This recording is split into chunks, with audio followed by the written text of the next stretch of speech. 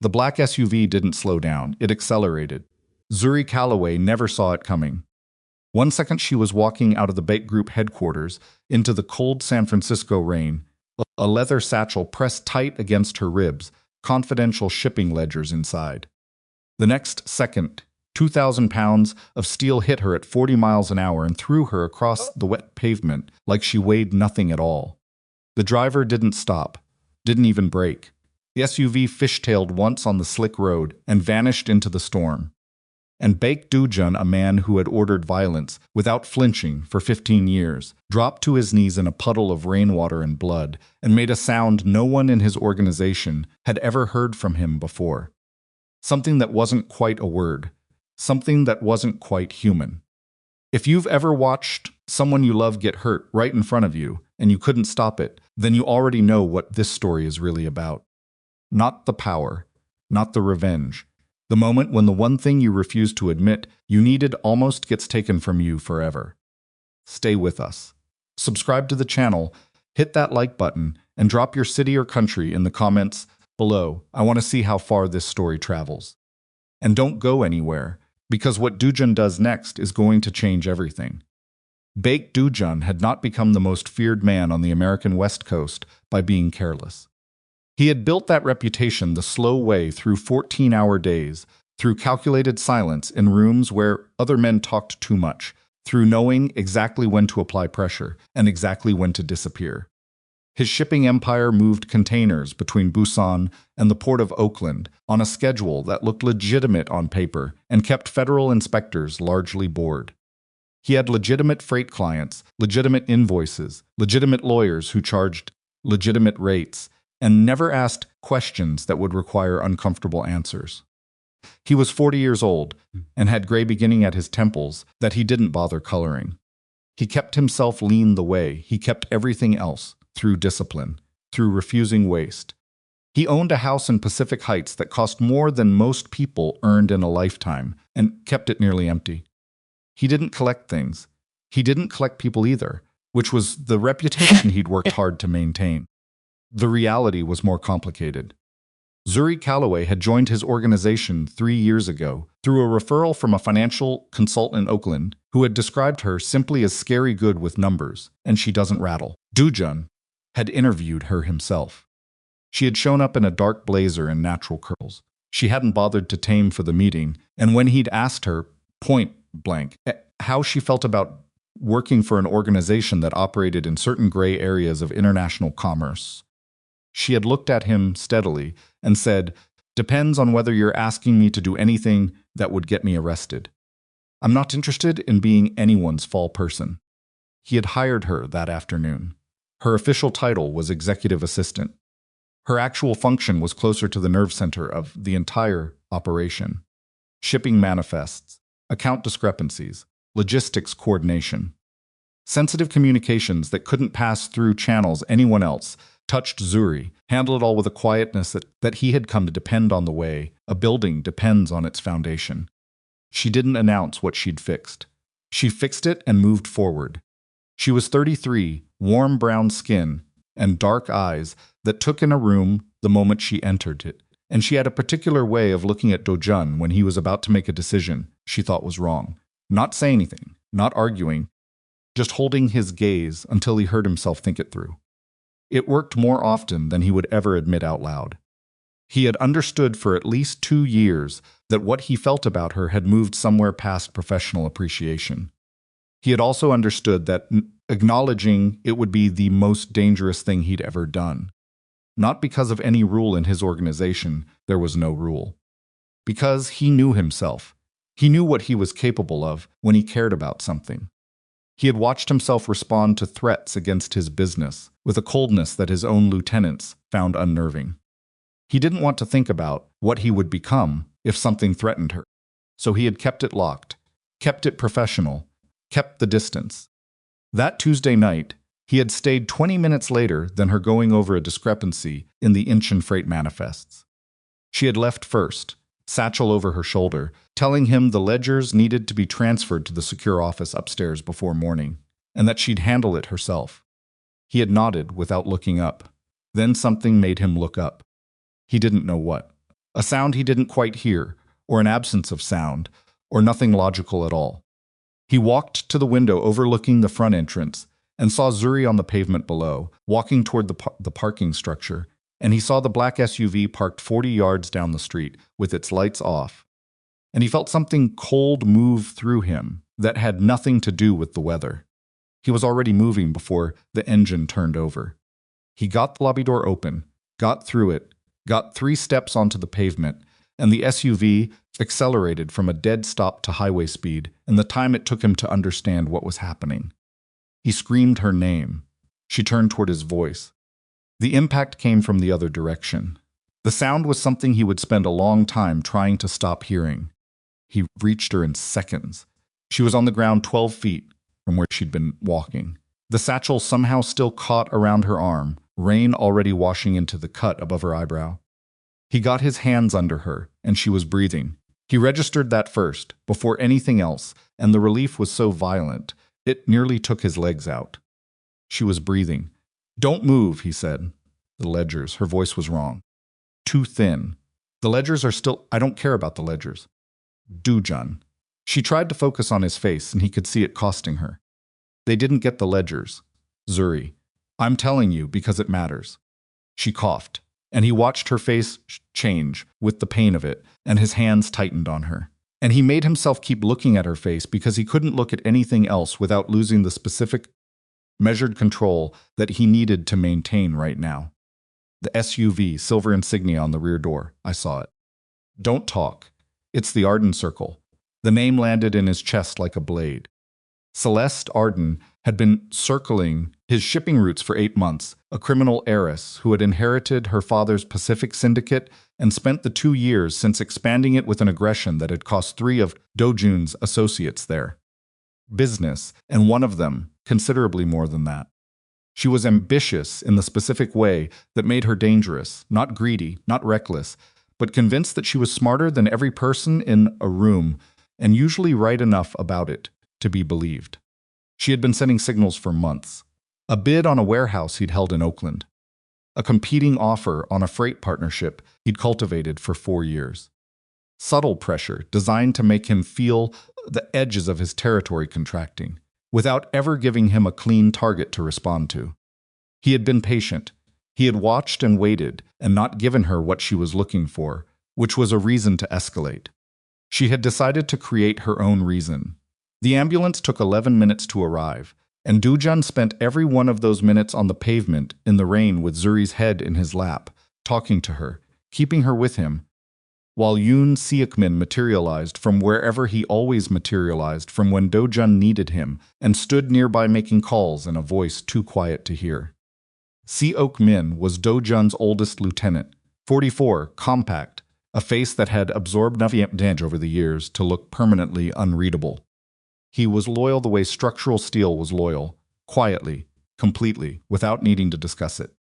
When the paramedics arrived and Do-jun didn't immediately release his grip on Zuri's hand, it was Seok-min who said quietly, "They need to help her, boss," in a tone that contained absolutely no judgment.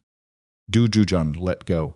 He rode to the hospital in the front seat of Seok-min's car, not the ambulance, because he needed 30 seconds in a space without witnesses to let the thing inside him surface, and then press it back down.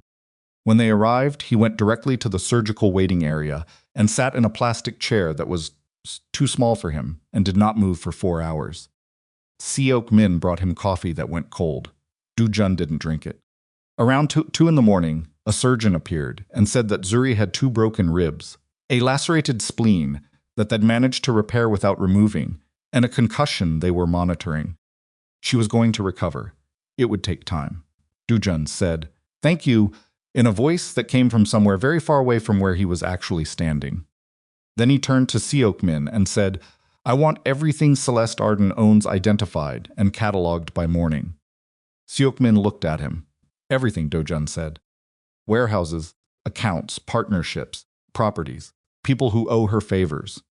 Everything. And then we're going to take it apart." He said it the way he said most things quietly, without emphasis. That was the part that made the men who worked for him most careful. The volume never went up. The temperature just dropped. Seok-min made a call, Do-jun went back to his plastic chair. Zuri regained consciousness the following afternoon. He was in the room when she opened her eyes. He had been in the room for 6 hours, working from a laptop balanced on his knee, refusing the suggestion from 2 different staff members that he might want to rest somewhere more comfortable. He looked up when she moved. She blinked at the ceiling, then at the IV line in her arm, then at him. "You're still here," she said. Her voice was rough. "Yes, have you slept?" "No," she processed that. Her eyes moved to the window, calculating the light, and he watched her reassemble context. The same methodical way, she reassembled everything systematically, without wasted motion. "The ledgers. In the office safe. I had them transferred last night. The SUV. We identified the registration. It was a vehicle connected to a warehouse the Arden Circle uses in Emeryville. They didn't bother to be particularly careful about it." She was quiet for a moment. The monitors tracked her heart in steady lines. "You're planning to destroy her," Zuri said. It wasn't a question. "Yes. Completely, yes. And you've already given Seokmin orders." "Yes." She turned her head on the pillow and looked at him fully, and even medicated and pale and stitched together, she had that look, the one that made him hear himself. "That's what she wants. Celeste wants you furious. She designed this to make you move without thinking. And the moment you launch a war with her, every federal contact she's cultivated is going to have a reason to look at your ports." He knew she was right. He had known it since approximately 4 in the morning, sitting in the plastic chair, working through the logic in the dark. He had given Seok-min the order anyway because he had needed something to do with his hands. "She almost killed you," he said. "I know. She sent her people to—" He stopped. Started again. "She specifically targeted you because she thought you were the easiest way to destabilize me." Zuri watched him. She was not wrong, he said, which was the first time in 3 years he had let anything that close to the surface come out. The monitors kept their steady rhythm. Outside, the city moved through its afternoon with no idea that anything had changed. "I saw the driver," Zuri said. "He went still, before the impact. I turned when you called my name and I saw through the windshield for just a second." She swallowed carefully, measuring the pain. It was Tristan Arden, Celeste's brother. 29 years old, the heir apparent to what remained of their father's syndicate, someone who had always operated several steps behind his sister's decisions. Not the architect, the instrument. She sent her own brother, Do-jun said. She trusted too much to outsource. Zuri's eyes were sharper now, the medication finding its level. Which means she's scared of something leaking. Which means there's already something to leak. She stopped and looked at the ceiling again, and he recognized the expression she was working. "I've been tracking some unusual routing in Celeste's offshore account structures for the past 2 months, she said. I didn't have enough to say anything concrete, but there were patterns. Money moving through shell entities that don't connect to her known partners. Too much of it, too regularly. She's stealing from her own people. That's what it looked like. I can prove it if you give me time to finish pulling the threads. You're in a hospital bed. I'm aware of that, Zuri. Do-jun." She said his name the way she always said it when she was about to tell him something he didn't want to hear, but needed to. Level, patient, entirely unmoved by the fact that he was the most dangerous man she worked for. "If you blow this by going to war with her right now, you lose everything I've been building for the past 8 months," and she walks. "Give me 3 days." He looked at her for a long time. 2, he said. She almost smiled. It was a small thing, barely there, and it cost her because of the ribs, but he saw it. 2, she agreed. He called Seok-min immediately and told him to hold the broader orders. Seok-min asked no questions. Do-jun told him instead to locate Tristan Arden and establish surveillance without contact, and to assemble everything they had on Celeste's financial structure and bring it to Do-jun directly. Then he ended the call and looked at Zuri, who had already reached for the laptop on the bedside table. He took it. She stared at him. 2 days means 2 days, he said. "Not tonight. I wasn't going to. You were absolutely going to." She held his gaze. He held it back. This was not a staring contest he was going to lose. "Fine," she said finally, in a tone that meant she was filing a formal protest with herself. "But I want my phone. In the morning, Do-jun." "In the morning." She made a sound that was not quite a word with against the pillow, with the careful movements of someone whose ribs reminded her of things every time she forgot. He set the laptop on the far side of the room and returned to his chair. Neither of them spoke for a while. You should go home, she said eventually, to the ceiling. You have an organization to run. Seok Min has the organization. That's not reassuring. It should be. He's excellent. She turned her head to look at him again, and something in her face had changed, not the sharpness. That was still full present, but there was something underneath it that he didn't usually get to see. Something unguarded. Maybe it was the medication. Maybe it was something else. You scared me, she said quietly. When I heard you call my name. She stopped. You never sound like that. He didn't answer immediately. I'd like to keep it that way, he said finally. She looked at him for another moment, and then looked back at the ceiling, and he went back to watching her breathe. And outside the window, San Francisco kept moving through its night, completely indifferent. While inside this room, something that had been held very carefully in place for 3 years shifted in its foundations, and neither of them acknowledged it out loud. Not yet. Seokmin's people located Tristan Arden by midnight. He was in a hotel in the Tenderloin, not the address anyone would have expected for the heir to a West Coast criminal empire, but Tristan had always been the sibling who didn't quite fit the mold. The surveillance report described him as appearing agitated, moving between his room and the hotel bar at irregular intervals, making calls, probably reporting back to Celeste, probably getting orders.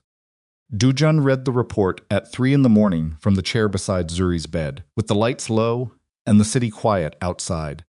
He read it twice and then sat with it. Celeste believed she had made her move, and now she was waiting for the response she'd engineered. She expected chaos. She expected Do-jun's grief and fury to override his judgment and drive him into an open confrontation that would fracture his alliances and invite federal attention. She had calculated the response because she understood anger and she understood pride. She did not, apparently, understand the woman currently sleeping in the hospital bed 3 feet away from him. He set down the report. He thought about Zuri saying she's scared of something leaking with 2 broken ribs and a repaired spleen and a concussion they were still monitoring, working the problem before she'd even fully processed where she was.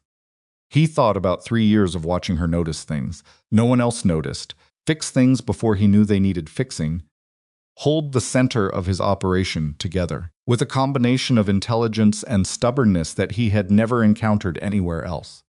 He thought about the sound the SUV made when it hit her. The anger was still there. It was going to be there for a long time. But beneath it, something colder and more patient had settled in. Celeste Arden had made a catastrophic miscalculation. She thought the woman in this bed was his vulnerability. She hadn't understood yet that Zuri Calloway was something else entirely. His edge. The sky outside was beginning to change color at the edges when Zuri stirred. She opened her eyes partway, registered that he was still there, and said nothing for a moment. Then you really didn't sleep. No, that's going to be a problem. I'll manage. She studied him in the dim light, and whatever she saw in his face made her quiet for a moment, in a way that wasn't her working through a problem quiet. Different. We're going to take her apart completely, Zuri said. Not a question this time either. Just a statement, settled and certain. Yes, Do-jun said. Good. She closed her eyes again. Then get at least an hour before the doctors come back. You're going to need it. He almost said something. He stopped himself. He did not go home. He did not sleep in the chair. But he stopped reading reports, and he set down his phone, and he sat in the half-dark and watched the city wake up outside the window and let himself, for the first time since he'd heard the SUV accelerate, breathe. One slow breath, then another. Celeste Arden had no idea what was coming. Zuri got her phone back at 7:15 in the morning, 40 minutes before the day shift doctor made her rounds, because Do-jun had underestimated how long he could hold that particular line. It wasn't that, she argued. She didn't argue. She just looked at him with the specific patience of someone who had already decided the outcome and was giving him the courtesy of arriving there himself. And after 40 minutes of that, he retrieved the phone from the bedside drawer and set it next to her hand without comment. She didn't say anything either. She just picked it up and started working. He watched her for a moment, the way her eyes moved across the screen. The small crease between her brows that meant she was processing something significant. The careful stillness she was maintaining to protect her ribs, and then he looked away, because looking too long at things he couldn't afford to examine closely had always been the discipline he kept strictest with himself. Simit arrived at 8 with coffee, a folder of overnight reports, and the expression of a man who had not slept either but would not mention it, because mentioning it would achieve nothing. He set the coffee on the windowsill, handed Do-jun the folder, and then looked at Zuri in the hospital bed with something that was not quite surprise, but close to it. "You look better than I expected," he said. "I feel worse than I look," she said without looking up from her phone. "What did you find on the Emeryville warehouse?" Seok-min glanced at Do-jun. Do-jun said nothing. Seok-min pulled a thinner folder from under his arm and held it towards Zuri. She took it one-handed without dropping her phone. "The vehicle was registered to a Shell LLC," Seok-min said. "Third layer of removal from anything that touches Celeste directly. Professionally constructed. But the LLC has a registered agent who appears in 2 other entities that we've previously connected to Arden Circle Logistics. It's not airtight, but it's traceable. How long to make it airtight? Depends on how deep you want to go. Deep enough that a federal prosecutor would find it interesting." She set the phone down and opened the folder and read for 30 seconds. "Tristan was driving. I saw him. If we can put him in that vehicle through phone records or camera footage and connect the vehicle to Celeste organization through the LLC chain, she can't claim it was rogue action by a subordinate. We have him on 2 cameras," Seok-min said. "One picks up the rear of the vehicle, 2 blocks from headquarters, 11 minutes before the incident. One picks him up at the hotel entrance 4 minutes after." Zuri looked up. "He went straight back to the hotel," she said. "Yes. He didn't go to Celeste." Seok-min paused. "No." Zuri set the folder on the blanket over her knees and stared at the wall with the expression Do-jun had learned to recognize as the one that preceded something he needed to hear. Celeste didn't want him near her after. She wanted distance between herself and what he'd just done. She paused. "She doesn't trust him. She sent him to do it," Do-jun said. "And then she cut him loose the moment it was done. He goes back to the hotel alone, makes calls, and she makes herself unavailable." Zuri picked up her phone again. "Tristan is isolated right now. Celeste is managing him from a distance. That's a crack we can use." Seok-min looked at Do-jun, again with the careful look he used when he thought something was moving faster than he'd been briefed to expect. Do-jun said, "She's already 3 steps ahead. Keep up." Seok-min accepted this without visible reaction, which was one of the things that made him valuable. The doctor came and went. She adjusted Zuri's pain management, reviewed the overnight readings, told her the spleen repair was holding well and the ribs would need 6 to 8 weeks, and recommended that her visitor limit be observed with more intention going forward. She said this last part while looking at Do-jun.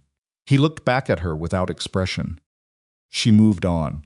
By mid-morning, Zuri had pulled 3 months of account data from the files she kept on her personal encrypted drive, not the company servers, her own system, the one she maintained splitting, the one she maintained separately, because she had learned in the first 6 months working for Do-jun that the most important information was the information nobody knew she had.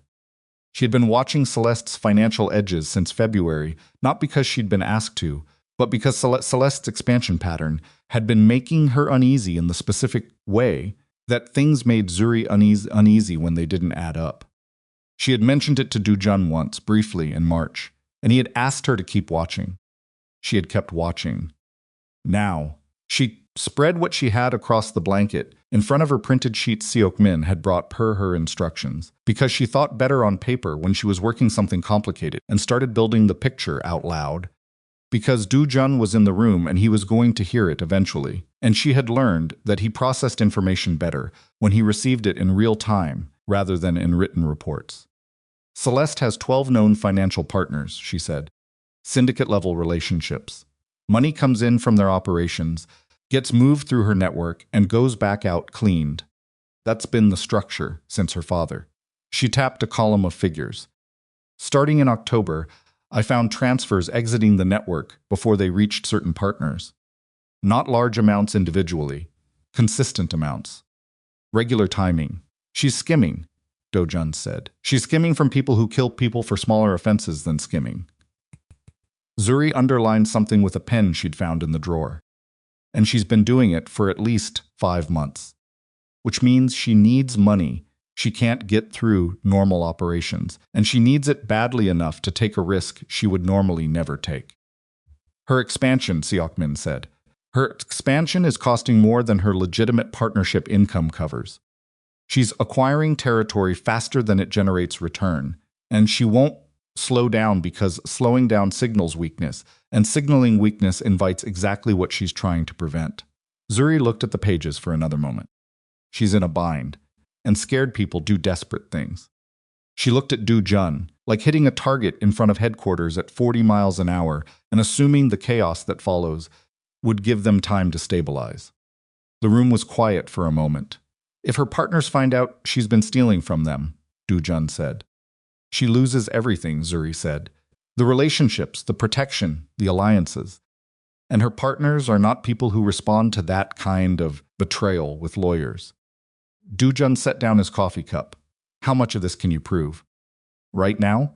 Enough to make 3 of her partners very suspicious. To make it definitive, I need another week in the data. You have 2 days before you're moving to the estate. She looked at him. I'm not going to your estate. You're not going back to your apartment. I'm not going to. Zuri. He said her name in the particular tone he used when the conversation was over, and he knew it, and he was waiting for her to know it too. Someone aimed a vehicle at you 48 hours ago. Your apartment building has a parking garage with 2 cameras and a security staff of 1. You're not going there. She held his gaze. He watched her calculate the argument and the counter-argument and the counter to the counter, which was what she always did, and he waited. Fine, she said, in the tone that meant she was accepting the outcome and registering a formal internal objection simultaneously. Thank you. I want access to the full financial server from the estate. You'll have it, and I'm not staying in the guest room. He paused. What? The guest room faces the road. I want the room that overlooks the water. I sleep better when I can hear the ocean. She said it simply, like a logistical preference, which was probably what it was, but something in the specificity of it, the fact that she knew which room that was, the fact that she'd been at the estate enough time to have a preference landed somewhere in his chest that he didn't examine. Done, he said. Seokmin was looking at a point 6 inches above the door handle with the studied neutrality of a man who had made a career of not noticing things it wasn't his business to notice. The call from Celeste came that evening. It came to Do-jun's cell, the number she had from 2 years of operating in overlapping territory, and he looked at it ring for 4 full seconds before he answered and said nothing. Do-jun, Celeste said. She had a voice built for rooms with high ceilings, smooth, measured, the product of private schools and deliberate cultivation. I heard there was an incident near your offices last night. I wanted to reach out. He still said nothing. I hope everyone is all right, she said. That's interesting, he said. You calling to check. A pause. Just slightly too long. We're colleagues in certain respects. It would be cold not to. You're right, he said. It would be. Another pause. He could hear her recalibrating. She'd called expecting grief or fury, something to take a reading from. He was giving her a flat surface with nothing to reflect. I'd like to meet, she said. I think there are things we could resolve productively if we sat across a table. I'm sure there are. Is that a yes? It's a not yet. He let one beat go by.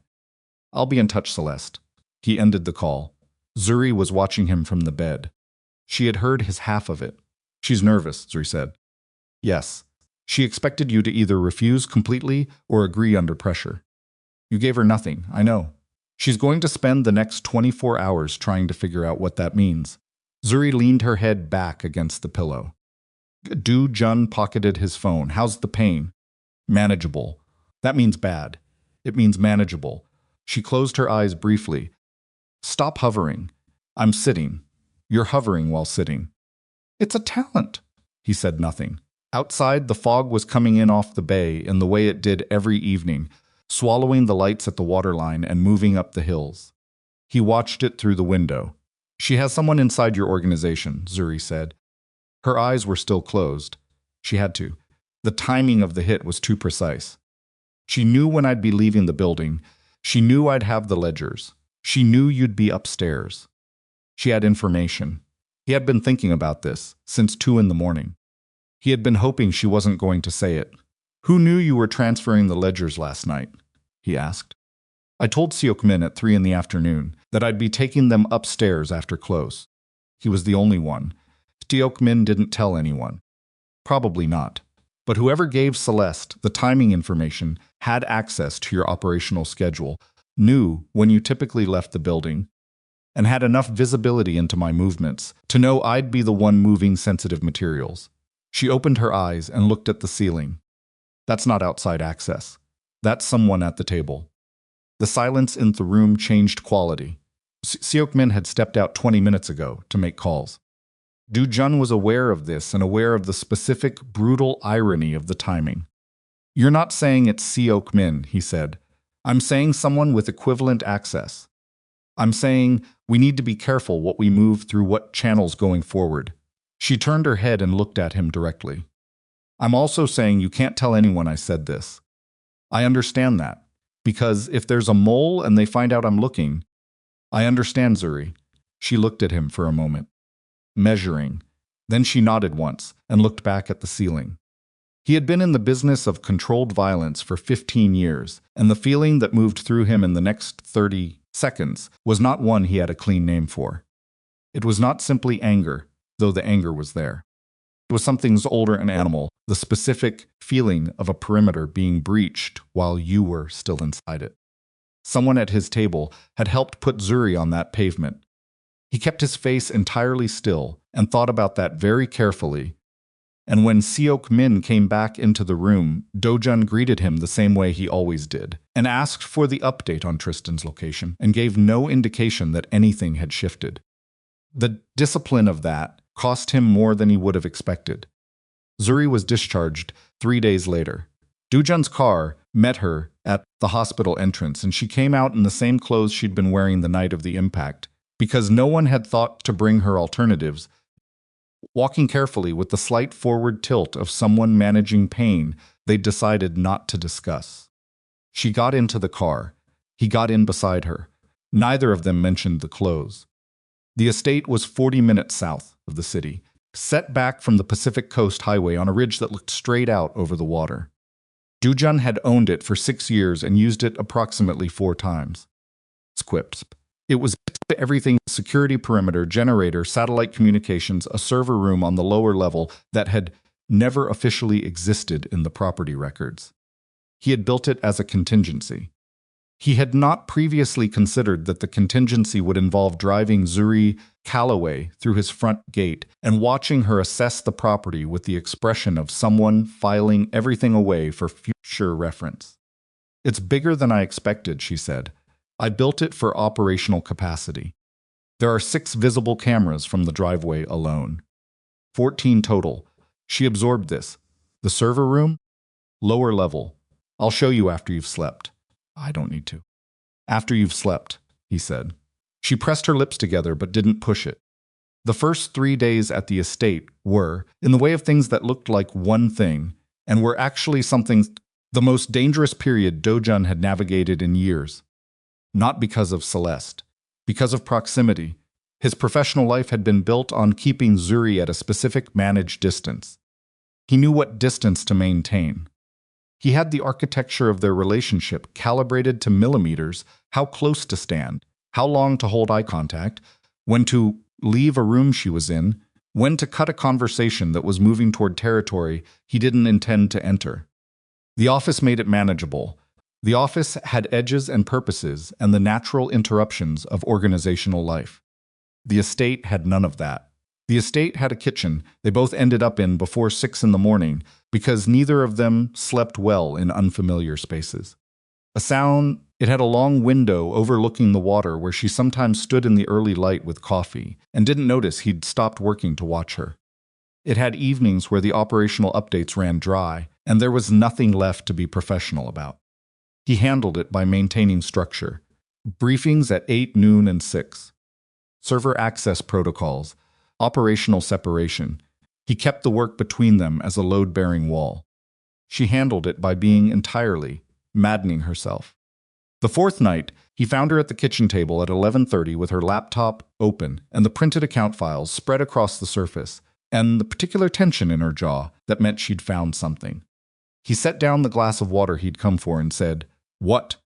"Tristan's financial." He sat down across from her. Celeste moved money into an account registered to Tristan's signature 3 weeks before the incident, she said, turning the laptop to face him. On paper, it looks like she was compensating him for consulting work. But the routing goes through the same shell structure she's been using to skim from her partners. She pointed at a line of figures. She was paying Tristan from stolen money. Do-jun looked at the figures. She gave her brother blood money, he said. Blood money with a paper trail that leads directly back to the accounts she's been hiding from her partners. Zuri sat back carefully, mindful of her ribs. If Tristan knew that, he'd be furious. He already doesn't know his sister cut him loose after the incident. When he finds out, he becomes a problem for her. Or an asset for us. She closed the laptop. If Seok-min can get to him before Celeste decides he's a liability. She's already decided he's a liability. Zuri looked at him. The kitchen was quiet. The ocean was doing what it always did outside. Indifferent and permanent. I know, she said. That's why it needs to be soon. He reached for his phone. She put her hand on top of his. He went still. It wasn't the contact itself. She'd handed him documents, passed him folders, adjusted his collar once when he'd been rushed and it was crooked. The unconscious physical vocabulary of people who had worked in the same space for years. This was different. This was her hand over his deliberate staying there. He looked at her. Before you call Seok-min, she said. I need you to hear something. He waited. Whoever is feeding Celeste information, if they find out we're moving on Tristan, they'll warn her. She'll move him before we can get to him. Or worse. She watched his face. We can't use the regular channels for this. Whatever you tell Seok-min has to be contained. He looked at her hand on his. He looked up at her face. Do you trust Seok-min? She asked. The question hung between them.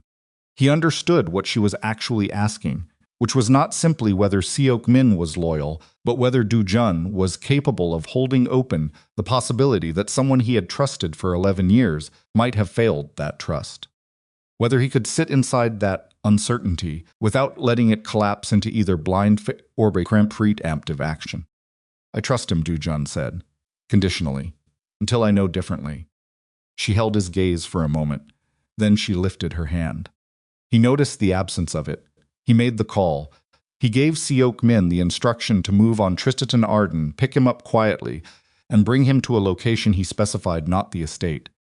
A secondary property, and he gave no explanation for the changed channel and watched Zuri's face while he talked.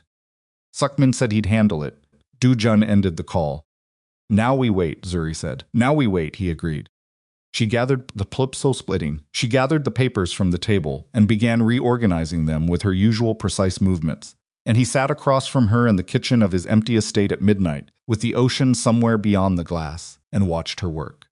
He thought about the mole. He thought about Tristan. He thought about Celeste, sitting somewhere in the city, already planning her next move, already recalculating, based on the silence from Do-jun's side, that she couldn't read. He thought of Zuri's hand on top of his, and the deliberate quality of it, and the way he'd felt its absence the moment it lifted. He thought about how completely, catastrophically, past the point of managed distance he actually was. The call from Seok-min came at 2:47. In the morning, Tristan Arden was in custody, and he had not come alone. Seok-min's voice, when he described what they found, carried the specific flatness of a man delivering information he wished he didn't have. Tristan had been meeting someone at the hotel, not a Celeste associate. Someone Do-jun's people recognized, someone who appeared, when they pulled the thread, to have a direct connection to the operational communication structure of Do-jun's own shipping network.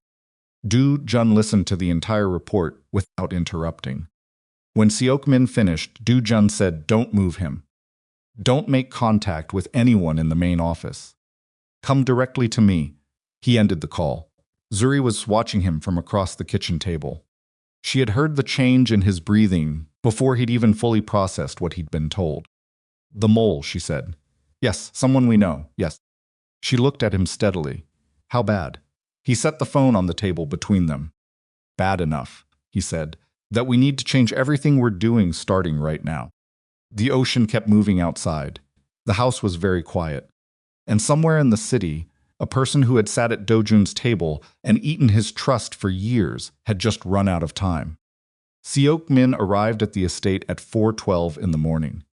Do-jun heard the car on the gravel before the security feed showed it, which was how he knew Seok-min had come alone and not bothered with the usual two-vehicle protocol.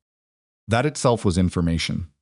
Seok-min only dropped protocol when he was carrying something he didn't want additional witnesses for. Do-jun met him at the door. Seok-min looked like a man who had spent the last 90 minutes deciding how to say something and still hadn't landed on the right version. His jacket was wet at the shoulders from the coastal fog. His face had the particular closed quality it got when he was holding something back, not hiding it, just compressing it, the way he compressed everything that ran too hot. Come in, Do-jun said. Zuri was in the kitchen. She had not gone back to sleep after the call, which he'd expected. She had made coffee, which he'd also expected. She looked at Seok-min when he came through the door, and then looked at Do-jun, and the look said, whatever this is, I need to hear it too. He didn't argue.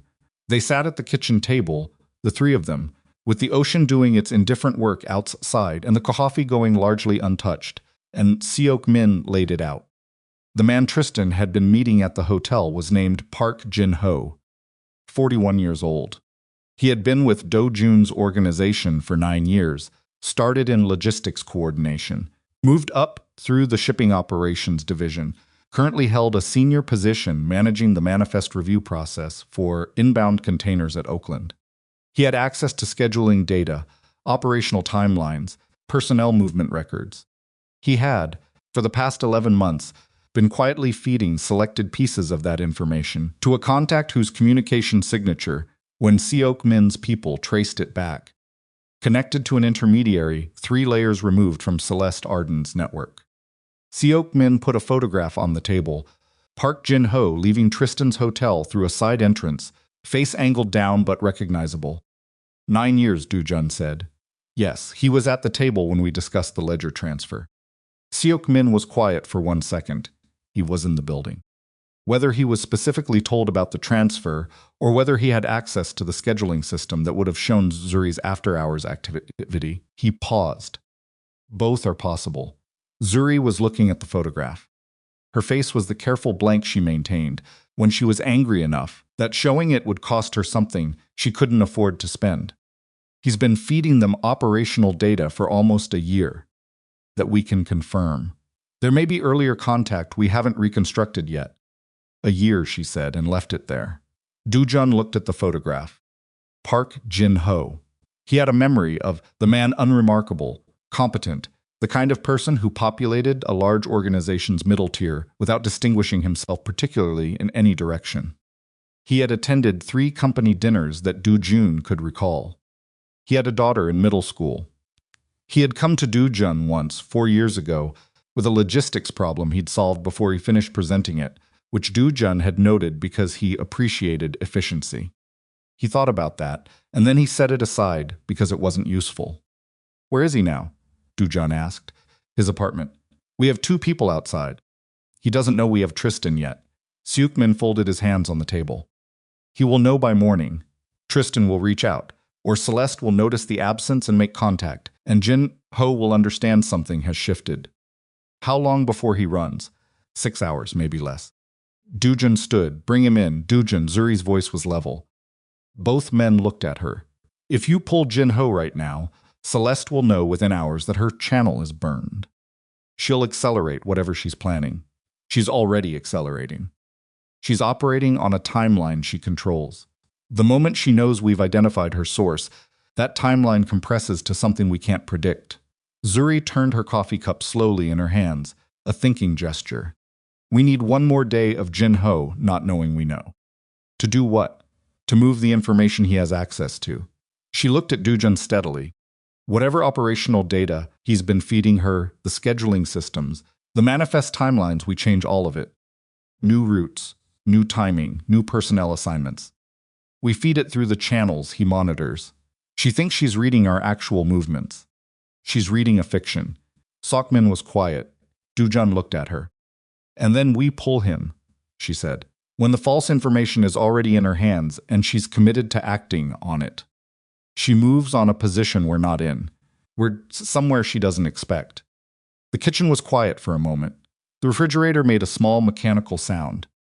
Outside, the first gray light was starting at the edge of the sky.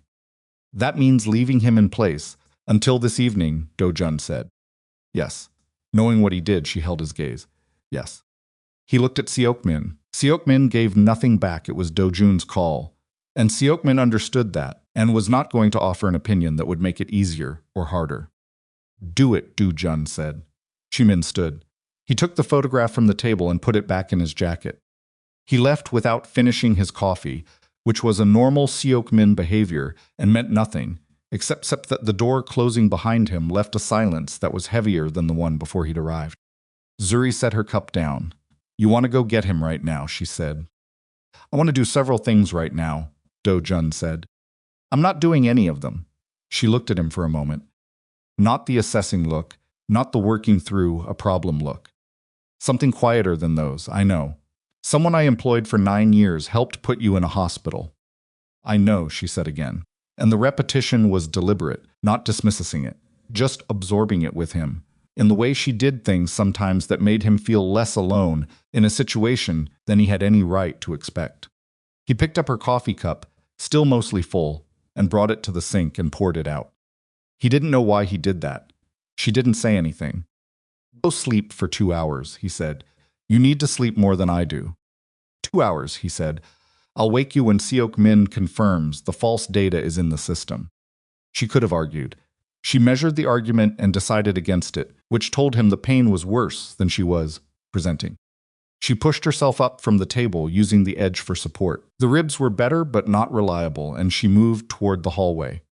She stopped in the doorway. Do-jun. He looked at her. When this is over, she said, and Jin-ho is in front of you, don't do it yourself. He understood what she meant. I'll think about it, he said. She looked at him with an expression that said she knew that meant no, but she'd said it anyway because she needed it on record. Then she was gone down the hallway and he stood alone in the kitchen while the sky outside went from black to gray to the particular pale color that wasn't quite morning yet.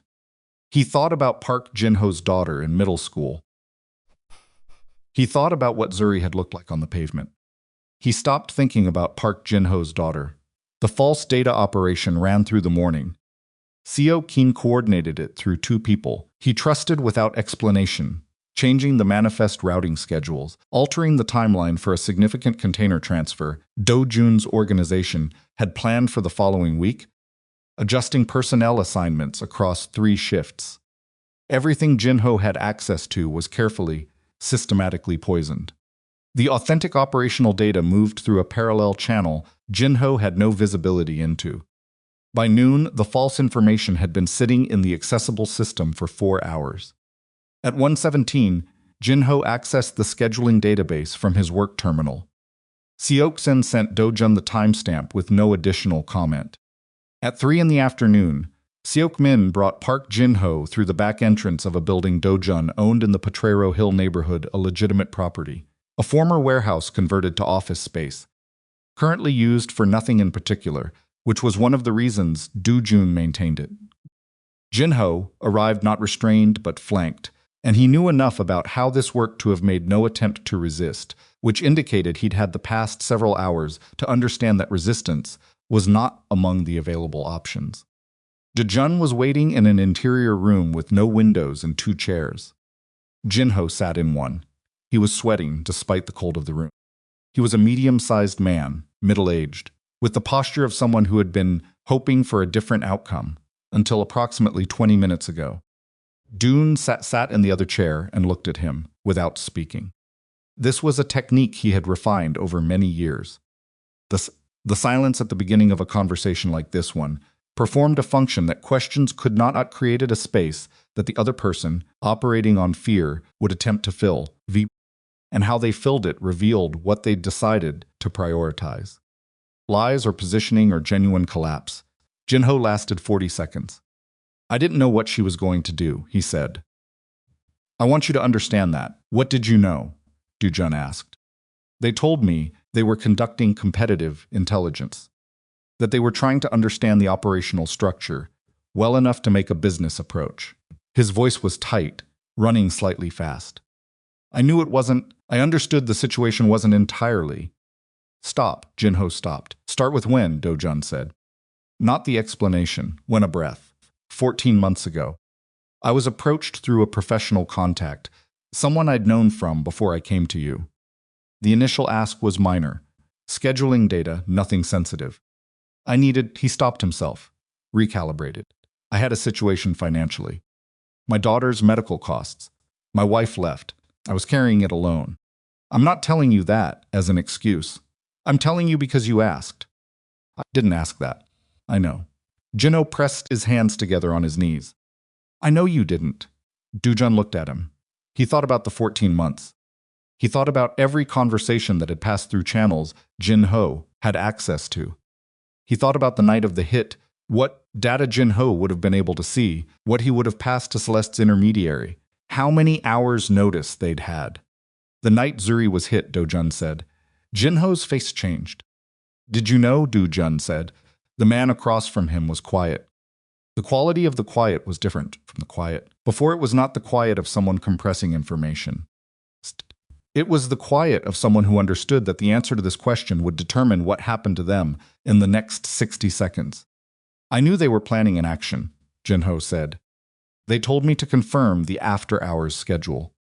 I confirmed it. He couldn't hold Do-jun's gaze, and he knew dropping it was worse, and he was caught between the two. I didn't know it was going to be. I didn't know it was going to be her specifically.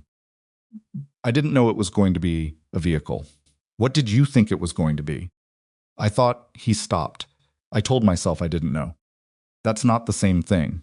No, Jinho said very quietly. It's not. The room was so still, Do-jun could hear the traffic from the street outside, muffled through the walls, the ordinary sound of the city, continuing without any awareness of what was happening in this room. You have a daughter, Do-jun said. Jinho's breath shortened. 11 years old, Do-jun said. St. Ignatius Middle School. She takes the bus home on Tuesdays. Jinho's face had gone gray. I'm not threatening her, Do-jun said. I'm making sure you understand that I know exactly who matters to you, and I want you to apply that knowledge to what I'm about to tell you. He waited. Everything you've given Celeste over the past 14 months, Do-jun said, you're going to give me. Every contact, every communication, every piece of data you passed, every instruction you received, every payment and how it moved. All of it. You're going to give Seok-min a complete record, and it's going to be complete, not selective. Because if I find a single omission, a single contact you forgot to mention, a single communication that slips your memory, I won't come back to you. I'll go to the school. Jinho was staring at him. Not to hurt her, Do-jun said in the same even tone. To explain to her in exact detail what her father has been doing and why certain things in her life are about to change. The silence stretched. You understand me, Do-jun said. Yes, Jinho said. His voice had lost all its texture. Then we'll start now. Seok-min came in with a recorder and a legal pad, and Do-jun stood and walked out of the room and closed the door behind him and stood in the hallway for a moment with his back against the wall. His hands were entirely steady. He noticed this. He wasn't sure what it said about him that he noticed as something worth noting. He called Zuri. She picked up on the second ring, which meant she hadn't slept. He didn't mention it. Jinho is talking, he said. 14 months of contact. He confirmed the after-hours schedule the night of the incident. A pause on her end. Just one breath, quick and controlled. Okay, she said. He says he didn't know it was going to be a vehicle.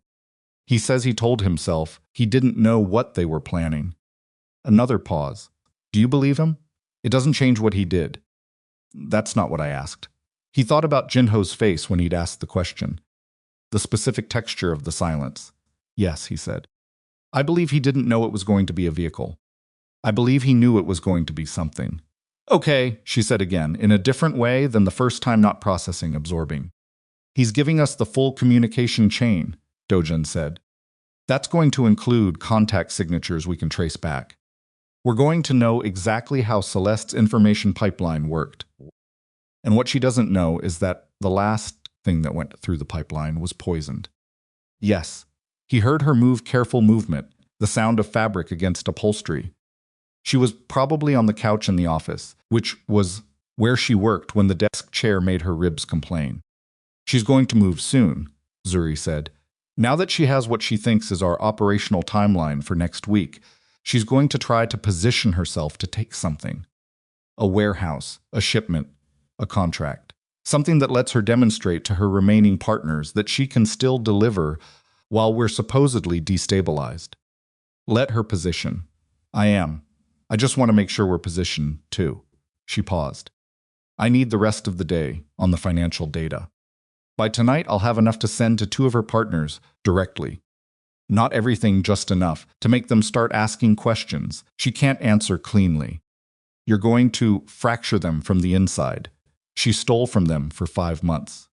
They're already fractured. I'm just going to make sure they know it. He was quiet for a moment, standing in the empty hallway, with the muffled city sound coming through the walls. Zuri, he said. Yeah, the room that overlooks the water.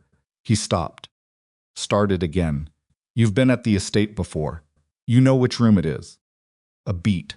I've been there twice for operational meetings. You retained which room faces the water. The pause this time was different. I notice things. It's part of how I work. I know that. He let one more beat go. I notice things too. He ended the call before either of them could do anything with that.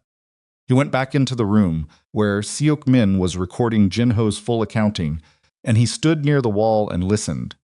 And by the time Jin-ho had been talking for an hour, Do-jun had a picture of Celeste Arden's intelligence operation that was considerably more sophisticated than he'd estimated. She had 3 sources. Jin-ho was the deepest and most valuable. A second contact, lower level in the accounting support staff, had been passing financial summaries for 6 months. A third contact, this one made Do-jun's jaw tighten in a specific way, was a driver.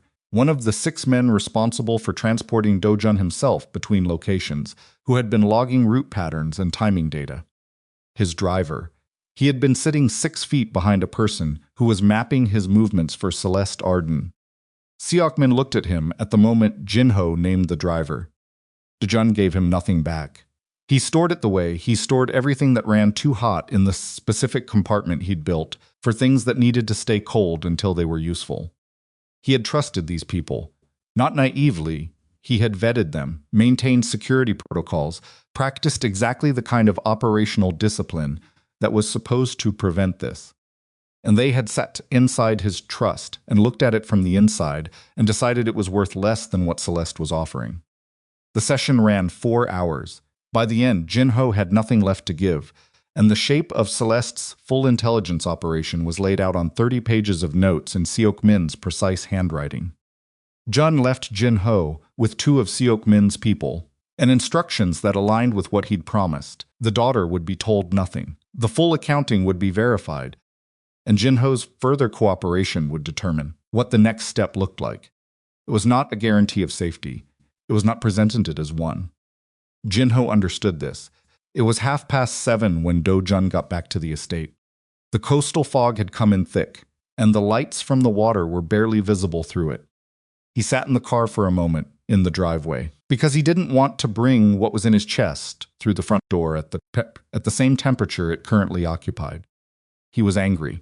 That was the simplest word for it, though it was an anger with several chambers: anger at Jin-ho, anger at the driver, anger at the accounting staffer, anger at Celeste for constructing the mechanism, and underneath all of it, at an angle he didn't like examining, anger at himself for not seeing it. He had been watching Celeste's external moves, and she had been inside his house. He breathed. Once. Twice. He went inside. Zuri was at the dining table with her laptop and the printed pages, and a takeout container that Seok-min's people must have brought, mostly uneaten. She looked up when he came in. She looked at his face. Sit down, she said. I'm not Do-jun, sit down. He sat. She closed the laptop. A sound.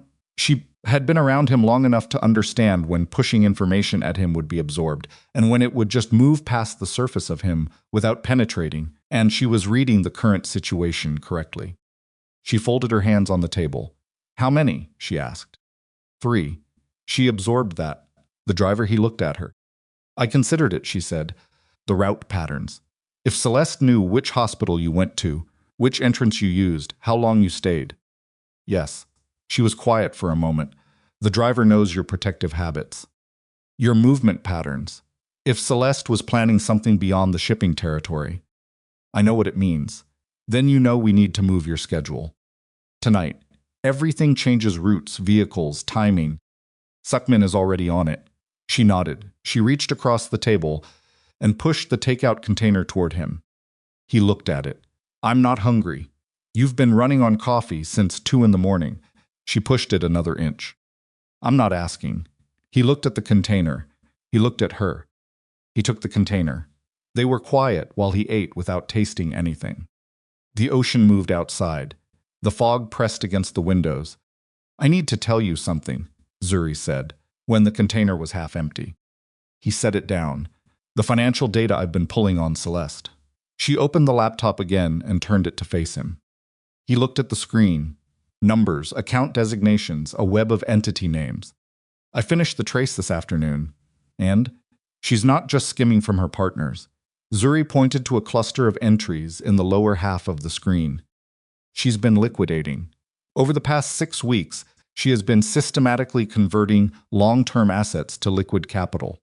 Properties, equipment holdings, equity positions in several of the legitimate businesses she uses as cover. She looked at him directly. She's preparing to run. The room was very still. She's not trying to take your territory, Zuri said. That's not what this is. She's been using the expansion, the aggression, the competitive pressure as a cover operation. She needed enough territory to make herself look strong to her partners while she moved money out from under them. Once she had enough liquid capital, she was going to disappear. The hit on you was not a destabilization move. It was a distraction. Zuri's voice was controlled, but her hands were not, and she pressed them flat on the table deliberately. She needed your attention fully on her, fully on the threat, so you'd be watching the wrong direction while she finished the liquidation. An all-out conflict between your organization and hers would have given her weeks of cover. Do-jun sat with this. She used me, he said, meaning Zuri, meaning the hit, meaning all of it. She used both of us. Zuri's jaw was tight. She calculated that you'd respond with fury, and I'd be the focal point of that fury, and the whole thing would run long enough for her to finish moving her money and disappear somewhere without extradition. How much has she moved so far? Based on what I can reconstruct, between 60 and 80 million. He put both hands flat on the table. He looked at them. 60 to 80 million, and she was planning to abandon her partners, abandon her brother, abandon the entire structure she'd built, and walk away clean while Do-jun's organization and hers destroyed each other. How long does she have left? He asked. Zuri hesitated. It was a brief hesitation, the kind she only allowed herself when the answer was going to be hard. The liquidation pattern suggests she's close. 90% of the convertible assets are already moved. She closed the laptop. I think she has 1 week, maybe less. Do-jun stood up from the table. He walked to the window and looked at the fog, and the fog gave him nothing back, which was about right. 1 week. If Celeste disappeared with $80 million and the evidence trail got cold and she landed somewhere outside reach, the outcome of the past 10 days, the hospital, Jin-ho, the compromised driver, all of it resolved with her winning. Not the territory she'd pretended to want, the money she'd always been after. And the Arden Circle's abandoned partners, furious and looking for someone to blame, would find the Baek organization positioned directly in the wreckage. He turned from the window. She has to meet us before she leaves, he said. Zuri was watching him. She doesn't know the pipeline is burned, he said. She doesn't know what Jin-ho gave us. She thinks her false information about our operational timeline is real, and she thinks the hit destabilized us enough that we're reactive rather than strategic. He moved back to the table. If we make her believe the fracture in our organization is worse than it is if we leak something through the remaining channels that suggests internal conflict, that suggests I'm losing control mine. She'll come to the table, Zuri said. Not completing his thought, she'd arrived at the same place from the other direction. She'll see an opportunity to negotiate from strength before she disappears. Get something signed, get legitimacy for the transfer, make it cleaner. She'll want a meeting, and we'll give her one. Zuri looked at him steadily. But Do-jun, if we do this, we have one shot. If she sees through it, if she gets any indication that we know what she's actually planning, she accelerates and disappears and we never find her. I know. And the location has to be ours, I know. And I have to be there. He looked at her. I have to be there, she said again, with the particular stillness that meant she'd already had this argument with herself and arrived at the position she was now presenting to him, and it was the position she was not going to move from. She needs to see me, the person she tried to kill, walking, functional, present. It destabilizes her. She's built her entire operation on the assumption that hitting me would break your judgment, and if I'm standing next to you in that meeting, her whole model is wrong, and she knows it. He looked at her for a long moment, her jaw, the set of her shoulders, the careful way she was holding herself to protect her ribs, present in every room she entered now, a constant reminder of what she had walked through and kept walking. You're not fully recovered, he said. I'm recovered enough.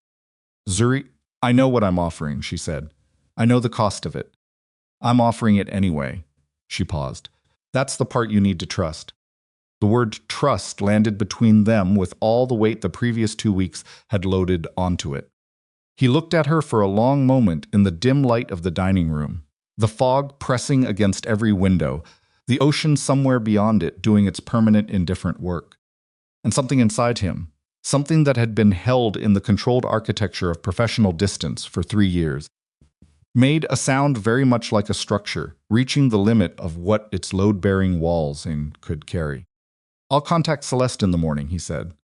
A sound like green wood splitting, but before he could reach for his phone, a message arrived on Seok-min's secure channel, and when Do-jun opened it, the cold that moved through him was different from the cold he'd felt, watching the SUV accelerate. Different from the cold of the hospital waiting room. Different from anything in the last 2 weeks. The message contained a photograph. Seok-min's people watching Jin-ho's apartment had taken it 90 minutes ago. The apartment door, standing open.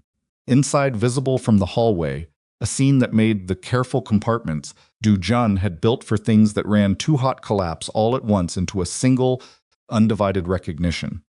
Jin-ho was dead, and on the floor beside him, placed with the specific deliberateness of someone sending a message, was a single playing card, the Queen of Spades. Celeste Arden's calling card. Her father had used it. She had continued the tradition. She knew they had Jin-ho. She had known it within hours, which meant the 3 sources Jin-ho had identified were not the complete picture, which meant there was a 4th channel Do-jun hadn't found, which meant everything they thought they knew about the shape of her intelligence operation was incomplete. Zuri was reading the message over his shoulder, close enough that he could feel the tension move through her as she processed it. She cleaned house, Zuri said. Her voice was very quiet. She doesn't care about hiding anymore. She's done. Do-jun set the phone on the table. She's not waiting a week, he said. No, Zuri said, she's moving now. He looked at the photograph one more time. The open door, the playing card, the particular coldness of a message, sent not in language but in action, by a woman who had just told them everything they needed to know about where she was in her timeline.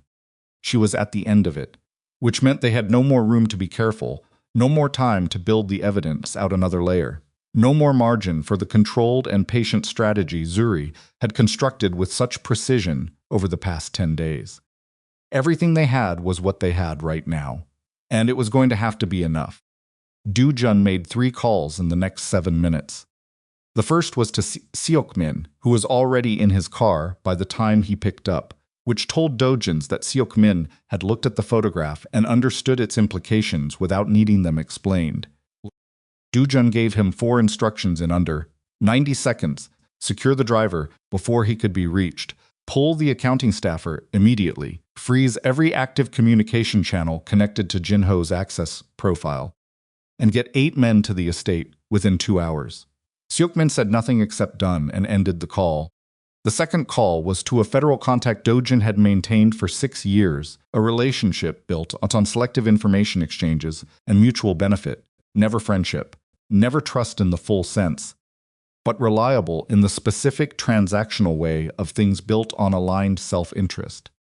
The contact picked up on the third ring and sounded like someone who had been expecting a call he wasn't looking forward to. Do-jun told him that Celeste Arden was liquidating assets and preparing to flee jurisdiction, that the timeline was immediate, and that a complete financial record of her skimming operation against her own partners would be available within 24 hours. He did not ask for anything in return. He didn't need to. The contact understood the geometry of what was being offered. The third call was to a number he had memorized and never stored a Port Authority contact at Oakland who controlled access to the deepwater terminals and owed Do-jun a significant favor from 3 years prior. Do-jun told him to flag any outbound freight movement associated with 7 shell entities he read from Zuri's printed pages and to do it quietly, without filing formal reports, and to call him directly if anything moved. He set the phone down. Zuri had been listening to all 3 calls. She hadn't moved from the table. The financial records for the federal contact, she said. How fast? If I work through the night by 6 in the morning, I can have a package that's clean enough to hand to a prosecutor. She was already opening the laptop. Not everything enough. Will it hold? It'll open a door. Once they start pulling on it, the rest follows. She looked up. But Do-jun Celeste has to be in the country when that door opens. If she's already gone, she's not gone yet. She killed Jin-ho tonight. She's not waiting on logistics. She's waiting on one thing, he said. Zuri looked at him. She needs to know where I am, he said. With the pipeline burned, she has no visibility into my movements. She knows Seok-min is moving. She knows something shifted, but she doesn't know if I'm running or coming for her. He pulled out his phone one more time. So we're going to tell her. Zuri understood immediately. He watched it cross her face, the calculation, the assessment, and then the particular stillness that meant she'd found the problem. If you contact her directly, she'll know you know about the pipeline, she said. She'll know Jin-ho talked before she got to him. Not if the contact comes from the right place. He set the phone on the table and looked at her. She has a 4th source. We don't know who it is. But we know the 4th source has been inside my organization. So we give the 4th source something to find. Zuri was very still. We stage a fracture, he said, loud enough that whoever is watching picks it up. A conflict between me and Seok-min, a breakdown in the command structure. Something that reads as genuine organizational collapse. He sat down across from her. When that reaches Celeste, she doesn't run. She moves toward it. She's spent 8 months positioned for a moment of weakness. We give her what she's been waiting for, and we control where she comes. The kitchen clock marked the silence. Outside, the fog was absolute, pressing the estate into its own small world. The waterfront, Zuri said. The abandoned terminal at Pier 34. We've used it twice for container staging. She knows the location from the manifest data Jin-ho passed her. It reads as operational to her. He paused. We invite her to what looks like a desperate negotiation. A man losing his organization, trying to make a deal before it all falls apart. And instead, every exit is covered, and she walks into the evidence we've spent 10 days building. He looked at her steadily. Your evidence. Zuri was quiet for a moment. Her fingers rested on the laptop keys without pressing them. She'll bring people, she said. Armed. Yes. And you want me there. I want you there, he said, and did not elaborate on all the things contained in that sentence, because this was not the moment, and they both understood that and had been understanding it with increasing difficulty for the past 72 hours. She looked at him. Okay, she said, let me work. She worked through the night. He stayed at the table across from her for the first 2 hours, going through Seok-min's updated security assessments and the communication logs from Jin-ho's full accounting, building the operational picture for Pier 34. Around 2 in the morning, Seok-min arrived with 4 men and took up positions around the estate's perimeter without being asked, which was the kind of initiative that had made him invaluable for 11 years, and which Do-jun acknowledged with a single nod when Seok-min came inside to report the perimeter was set. The driver, Do-jun said. Secured. He didn't resist. Seok-min's voice was flat in the specific way it got when he was holding something. He's 26. He's been with us 14 months. A pause. He has a brother who owes money to people connected to the Arden Circle. That's how she got to him. Do-jun processed this. He gave her my route patterns. Yes. Did he know about the hit? He says no. His contact asked only for logistics. He says he didn't know what it was for. Seok-min looked at him with the steady, unrevealing face. Whether you believe that is your call. Hold him, Do-jun said. We deal with him after. Seok-min nodded and went back outside. Do-jun returned to the table. Zuri looked up from the laptop, read something in his face, and looked back down without asking. He appreciated that. He appreciated it in the specific way he was increasingly having difficulty not naming. At 3:45, she printed a 40-page document from the estate's printer and set it on the table and put her hand flat on top of it. This is what we give the federal contact, she said. Her voice was rough with tiredness. Shell entity structures, transaction flows, 5 months of theft from her partners, and the connection to the offshore accounts where the liquidity is sitting. She lifted her hand. I've kept our organization's names out of it. The data appears to come from forensic accounting of her own records. It's clean. He picked it up and read the first several pages without rushing. It was meticulous. It was devastating. It was exactly the kind of document that a prosecutor would describe as a gift. He set it down. This took you 9 months to build, he said. 8, she said, Zuri. She looked up. He didn't finish whatever he'd started. He looked at her for a moment in the low light of the kitchen, the printed pages between them, the clock at 3:48, and then he stood and said, Go sleep for 2 hours. Non-negotiable. I need you functional tomorrow. She started to object. 2 hours, he said. The planning will still be here. She closed her eyes briefly, and the exhaustion that she'd been holding behind her operational composure surfaced for just a moment on her face, the ribs, the concussion recovery, the 9 months of work, and the 10 days of crisis, and the sleepless night on top of all of it, and then she pressed it back and pushed herself up from the table. She paused beside him, close. The kitchen was narrow, and they were both standing in it, and the distance between them was not the professional distance he had maintained for 3 years. If this goes wrong tomorrow, she said quietly, it won't. If it does. Zuri. He said her name the way he sometimes said it, which was not the organizational authority version of her name, but another version he rarely allowed out. It won't. She looked at him for 1 more second. Then she moved down the hallway. He stood in the kitchen alone and looked at the 40 pages she had built out of 8 months of careful, unasked for watching. He thought about all the things he was going to say to her when this was finished, and the particular discipline it was going to take to wait until it was. The staged fracture ran through the morning. Seok-min engineered it with the precision of someone who had spent 11 years watching Do-jun's organization operate and knew exactly what a genuine breakdown would look like from the outside. A raised voice exchange in the main operations office, witnessed by 3 staff members whose loyalty was uncertain enough that word would travel. A canceled meeting. A vehicle leaving the estate at irregular hours. Seok-min making calls from his personal cell rather than the secure organizational line, which was the kind of operational slippage that someone watching for signs of fracture would note and pass upward. By 10 in the morning, Do-jun's 4th source problem solved itself. The accounting staffer, a woman named Clara Reyes, 28, who had been in the financial support divisions for 7 months, sent a message from her personal phone to a number that Seok-min's communications team had been monitoring since Jin-ho's accounting. The message was 4 words, he's breaking. Move now. She sent it at 10:17. Seok-min showed Do-jun the intercept at 10:23. Do-jun read it twice.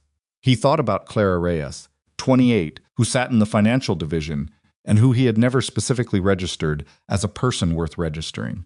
which was exactly why she'd been useful to Celeste. Pull her quietly, he said. Don't spook her before Celeste receives the message. Seok's men had already anticipated this. Clara Reyes was in a vehicle heading toward a secondary location within the hour, having been told there was an urgent financial discrepancy requiring her immediate attention. She went without resistance because she didn't know yet that the message had been intercepted, and by the time she understood the situation she was, somewhere Celeste couldn't reach her. At 11:50, Celeste called. She called Do-jun's direct line, which she hadn't done since the night in the hospital when he'd given her nothing. This time the call carried a different energy, something that was not quite confidence but was performing it. I think we should talk, she said. I think so too, he said. Tonight, somewhere neutral. Pier 34, he said. 10 o'clock, he let 2 seconds pass. I want to resolve this, Celeste. I'm prepared to discuss terms. The pause on her end was exactly long enough for him to know she was calculating whether this was genuine, whether the intelligence from Clara was accurate, whether the opportunity she'd been engineering for 8 months had finally arrived. 10 o'clock, she said. Come alone. She made a sound that was almost a laugh. You know I won't do that. Neither will I, he said. But keep it reasonable. She ended the call. He stood in the estate's security room, surrounded by monitors, and looked at the coastal fog beyond the windows and breathed through the specific quality of the silence that follows a commitment made past the point of revision. Zuri appeared in the doorway. She had slept 90 minutes, which he knew from the security camera record he'd glanced at before deciding not to monitor it further. She was dressed dark clothing, practical shoes, her natural curls held back. She was moving carefully, but without the cane she'd did the first week, which he'd noticed her setting aside 2 days ago, with the quiet stubbornness of someone who refused to carry visible evidence of damage into a confrontation. She agreed, Zuri said. 10 o'clock, she'll have the detonators. He looked at her. Tell me. Zuri came into the room and sat down at the monitoring station and pulled up a file she'd been building on a separate thread, something she hadn't mentioned until now, which told him she'd been protecting it from exact kind of information leak they'd spent the week at identifying. In February, she said, I found a payment in Celeste operational accounts to a company called Pacific Ordnance Consulting. It's a legitimate demolitions contractor they do. Industrial work, mining clearance, controlled demolitions for construction. Celeste paid them for what was listed as a site survey consultation. She pointed at the screen. I couldn't figure out what she'd be surveying. There's no construction project connected to her holdings. She was sourcing expertise, Do-jun said. Or materials. Or both. Zuri looked at him. Pier 34 has a substructure that's 40 years old. The support pilings under the main deck are accessible from the water-level maintenance walkways. She paused. If someone wanted to put the pier on a trigger, it wouldn't take much. The room was very quiet. You think she's going to blow the pier, he said. I think she planned a contingency. Zuri's voice was even. She comes to the meeting.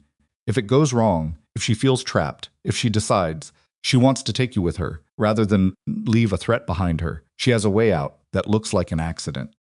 He thought about this.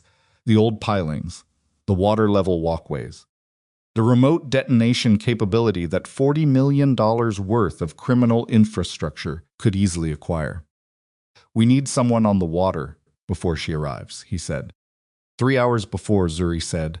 Someone who knows what to look for. She hesitated one beat. And we need them to not just find it.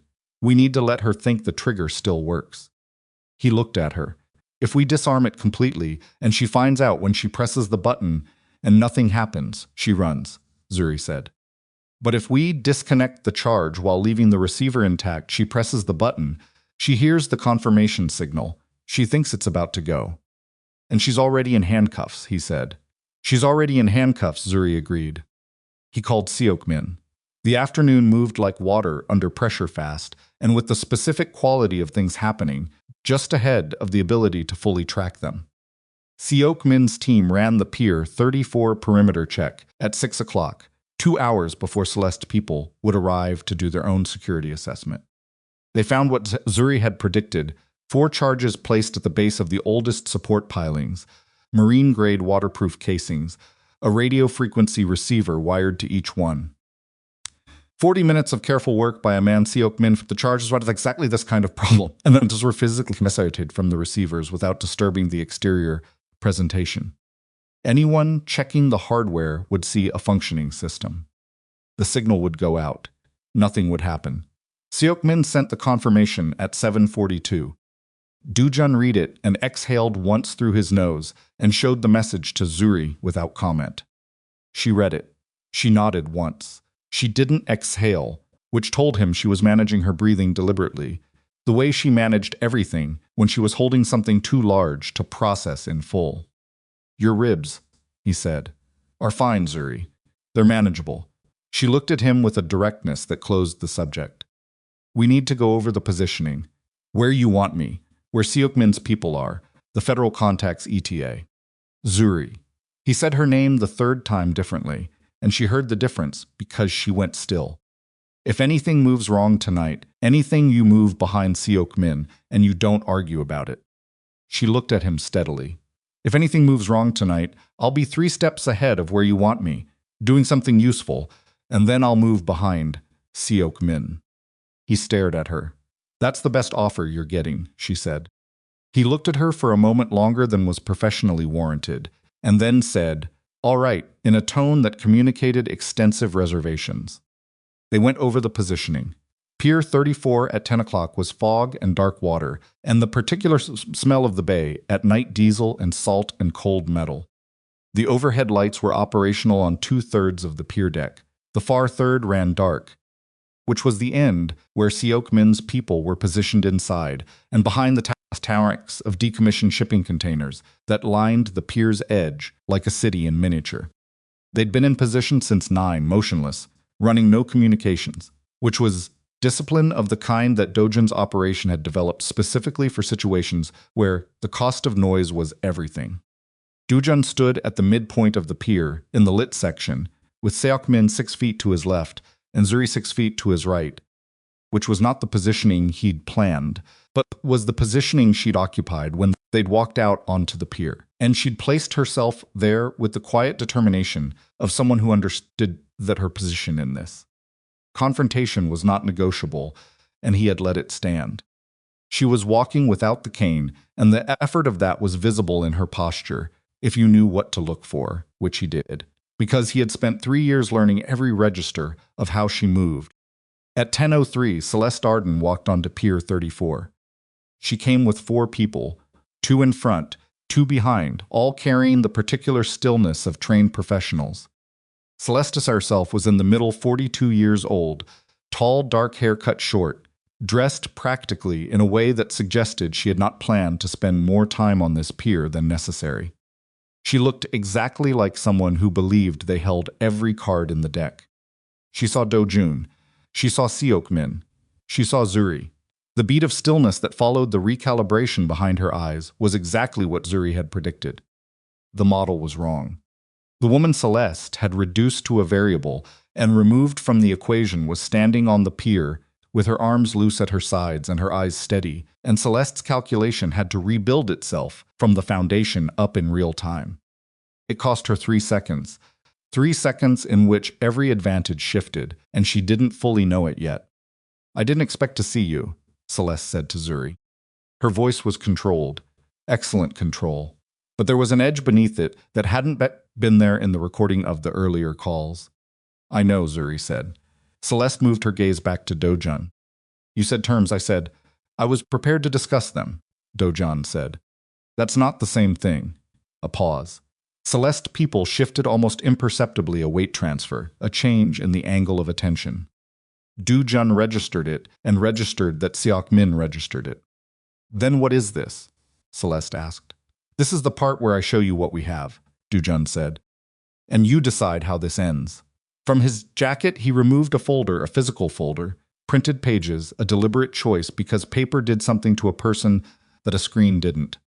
He held it out. One of Celeste's people moved forward, took it, brought it back to her. She opened it. The first 3 pages were the shell entity structure, the exact architecture of how she'd routed the stolen money through layers of corporate fiction. Her own name didn't appear anywhere in those pages. It didn't need to. The structure itself was a signature. The fourth page was the Pacific Ordnance Consulting payment and the forensic reconstruction of what the money had purchased. She turned to the fourth page, and her face changed. Not much. A tightening at the mouth, a particular stillness in the eyes. But enough. The charges on the pilings have been inactive since 7:40 this evening, Do-jun said. Your detonator will send a signal. Nothing will happen. Celeste closed the folder. Where did you get this? She said.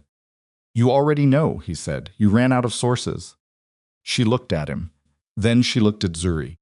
Something moved in her expression that was not quite respect and not quite fury. It was something between them, the particular emotion of someone who has underestimated a threat and is processing the full cost of that miscalculation.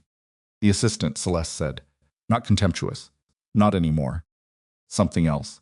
The chief strategy officer, Zuri said.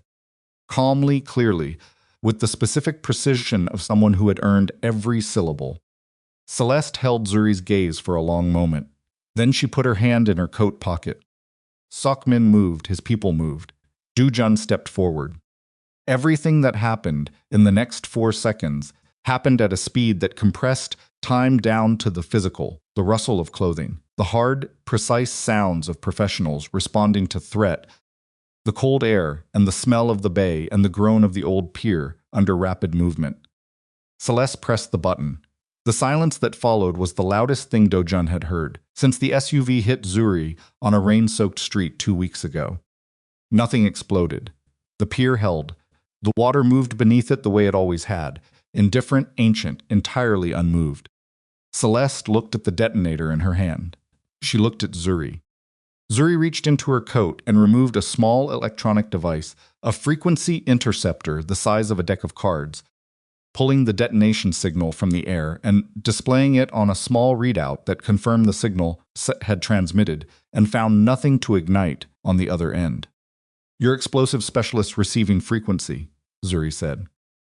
We found the charges at 6 this evening. We left the hardware intact so you'd feel comfortable pressing the button. She held the interceptor for a moment. I traced the payment to Pacific Ordnance 4 months ago. I've been waiting to see what you'd use it for. Celeste's people had not lowered their weapons. Seokmin's people had not lowered theirs. The pier was a compressed geometry of held force. Everyone waiting on the outcome of this specific moment, this specific exchange, which was not about weapons at all. It was about who had been smarter, and for how long, and at what cost. Celeste looked at the detonator one more time. Then she looked at Do-jun. You're going to kill me, she said. Flat. Assessed. No, Do-jun said. She didn't believe him. He could see that she didn't believe him. You put a vehicle into her at 40 miles an hour, he said. You killed someone who worked for me for 9 years. You put a mole next to me for over a year. He looked at Celeste with the specific quality of attention he gave to things he had fully decided about. I could kill you for any of those things. He paused. I'm not going to. Celeste was watching him with the alertness of someone waiting for the catch. Zuri, he said. Zuri looked to her left where the fog at the entrance to the pier had begun to show headlights, 2 vehicles, moving slowly, official in their unhurry. The federal contact had arrived 12 minutes ahead of schedule. Celeste heard the vehicles. She turned. She looked at the lights in the fog. She understood, in the specific comprehensive way of someone whose every contingency had just been simultaneously invalidated, that the $80 million in the offshore accounts was frozen. A sound like green wood splitting, that the partner she'd been stealing from had already been contacted, that the shell entity documentation in that folder had been in federal hands since 8 o'clock that morning. She turned back to Do-jun, and for the first time since she'd walked onto the pier, Celeste Arden looked at him without the control. Just for a second. Just the raw, animal recognition of someone understanding that the game ended not with the violence she'd prepared for, but with something she had no mechanism to fight. You should have just killed me, she said very quietly. That's what you would have done, Zuri said. That's the difference. The federal vehicles stopped at the pier entrance. Celeste's people lowered their weapons, not because they were ordered to, but because they were professionals and they understood what federal presence at this location. At this moment, following the specific conversation that had just occurred, meant for the geometry of their options. Do-jun looked at Celeste and felt the rage. It was still there.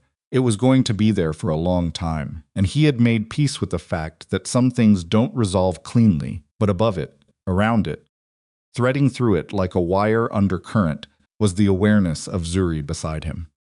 Her breathing, even controlled, costing her something because of the ribs but steady. Her presence on this pier, which she had insisted on, which she had been right to insist on, which had done exactly what she said it would do to Celeste's calculations. The federal agents were walking the pier now. He could hear them behind him. He looked at Celeste one more time. She looked back at him without the performance, without just a woman at the end of 8 months of architecture that had just been taken apart piece by piece by the person she had written off as the simplest variable in the equation. And then the agents were there, and the geometry of the pier reorganized itself around that fact. And Celeste Arden put her hands behind her back with the resigned precision of someone who had known, somewhere beneath the strategy, that this was always one of the possible endings. Do-jun turned to look at Zuri. She was watching the agents with Celeste. Her jaw was set. Her hands were still. The cane was back at the estate, and she was carrying the absence of it in every careful line of her posture, the cost of the last 2 weeks present in her body, in ways that the next 8 weeks would have to resolve. She felt him looking. She turned. Whatever she saw in his face made something shift in hers. Not surprise, not discomfort, but an opening. The way a window opens in a room that has been shut too long, and the air that moves through it changes the quality of everything inside. She opened her mouth, and from the dark end of the pier, beyond the container stacks, where Seok-min's furthest position had been set, a single gunshot broke the fog. The gunshot came from the northeast corner of the pier, behind the third container stack, and the sound of it moved through the fog in a way that was different from the contained sounds of the confrontation, different in the specific physical way of something that had no intention behind it except damage. Do-jun moved before he'd consciously processed the sound. He moved toward Zuri, not away from the shot, which was the instinct of someone who had spent 2 weeks understanding with increasing and irreversible clarity what losing her would mean. His hand caught her arm and pulled her down behind the nearest container, and she went without argument because she was already moving in that direction. And they landed against the cold steel of the container wall, with the pier boards hard under their knees. Seok-min's voice cut through the fog. 3 words, a direction, a command, and as people moved into the dark end of the pier, with the fast, organized quiet of men who had trained for exactly this kind of chaos. Do-jun put his back against the container and looked at Zuri. "Are you hit?" he said. No. She was breathing hard, controlled. Her hand pressed against her ribs on the left side where the impact had caught her when they'd dropped. "I'm fine. Go. I'm not. Seok-min needs you. Go." She looked at him with the eyes that never gave him room to negotiate when she'd made a decision. "I'm behind steel. Go." He went. He moved along the container wall toward the dark end of the pier in a low run, staying under the sightlines of the overhead lights, and as he moved, he processed the geometry of what was happening. Celeste's people were scattered. 2 had gone flat when the shot fired. 1 was being held by federal agents. 1 had run and apparently found Seok-min's perimeter instead of a way off the pier. The shot had not come from any of Celeste's visible 4, which meant someone else, a 5th.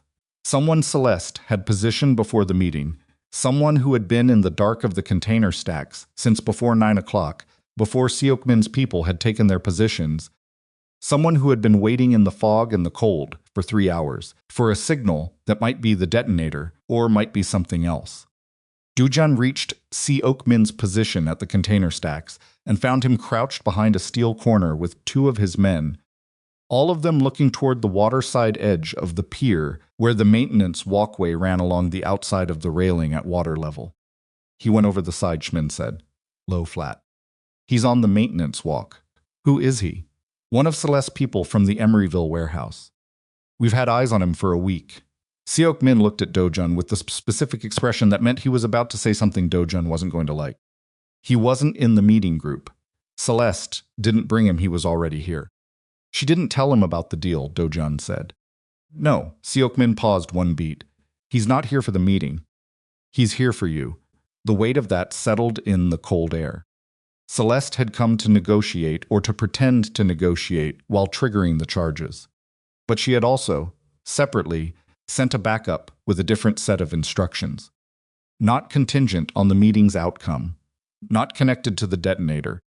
A separate operation running parallel aimed specifically at Do-jun, designed to activate regardless of what happened on the pier deck above. She had wanted the meeting to succeed or fail, and Do-jun to die either way.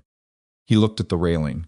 Beyond it, the maintenance walkway, a 3-foot-wide steel grate running the length of the pier at water level, accessible by a ladder at each end, used by maintenance crews, and occasionally by people with reasons to move along a pier without being visible from above.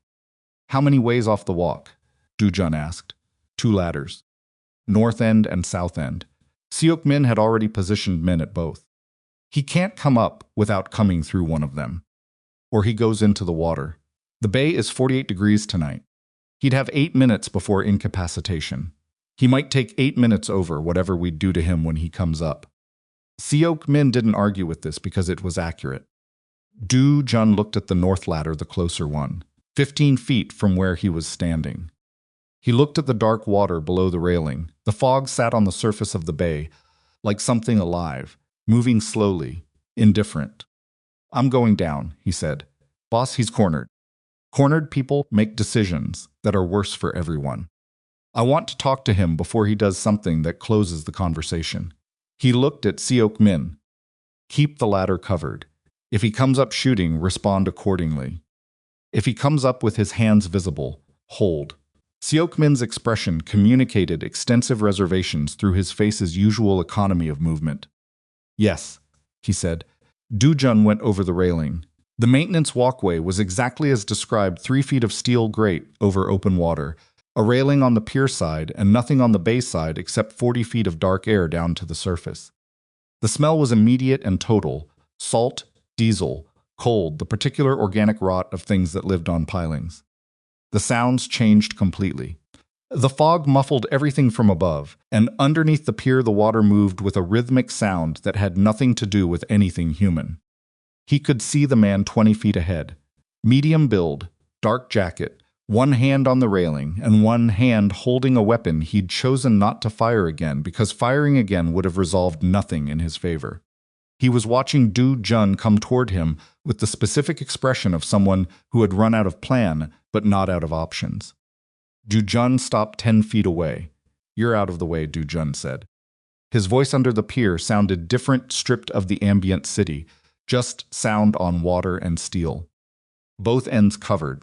Nowhere to go. The man looked at him. Younger than Do-jun expected, late 20s, breathing hard, the adrenaline of the shot and the drop and the waiting, all sitting in his shoulders at once. You're Baek, the man said. Yes, she said you'd come down here. Do-jun went still. Celeste. She said if the meeting went wrong, you'd come yourself. A short, strange laugh, more air than sound. She knows you. She knew one version of me, Do-jun said. That version made decisions based on anger. That version might have come down here to hurt you. He looked at the young man steadily. I'm here to make sure you don't go into the water. The man looked at the bay, 48 degrees of black water, barely visible through the fog. Why? Because you're a kid who took a job that put you somewhere you can't get out of, and that's not a capital crime. Do-jun kept his hands visible, away from his body, which was a deliberate choice, not weakness, just the removal of the specific threat that would end the conversation. Celeste is in handcuffs on the pier above us right now. Whatever she told you about tonight, it's finished. A silence. The water moved. She said you'd killed people, the man said. Yes. She said you were the most dangerous person in the city. I've been told that. She said tonight was... He stopped. Recalibrated. She said it was going to fix everything. She lied, Do-jun said simply. Not just to you. She lied to everyone, including the people who trusted her, including her own brother. She built her whole operation on other people being too afraid or too loyal to look directly at what she was doing. He paused. You can put the weapon down. It doesn't have to end badly for you. The young man looked at the gun in his hand, as if he was experiencing it for the first time in several seconds. He looked at the water. He looked at Do-jun. He set the gun on the grate and took his hand off it and stepped back. Do-jun moved forward, picked up the weapon, stepped back. He looked at the man for a moment. "There's a ladder at the north end," he said. "One of my people is at the top. When you go up, your hands go first visible, and you say my name. He'll hold." He paused. "You understand?" "Yeah," the man said very quietly. "Go," he went. Do-jun watched him move along the walkway toward the north ladder, and when he was safely at the bottom of the ladder, and his hands were going up visible, and Do-jun could hear Seok-min's man make the call to hold, he turned and looked at the water. The bay moved the way it always had, cold and black and entirely without opinion. He stood there for 30 seconds. Just that. Just the water, and the sound, and the cold, and the full weight of the past 2 weeks settling onto him. The dark, away from the pier and the agents, and everything that still required something from him above. He was tired in a way that wasn't about sleep. He went back up the ladder.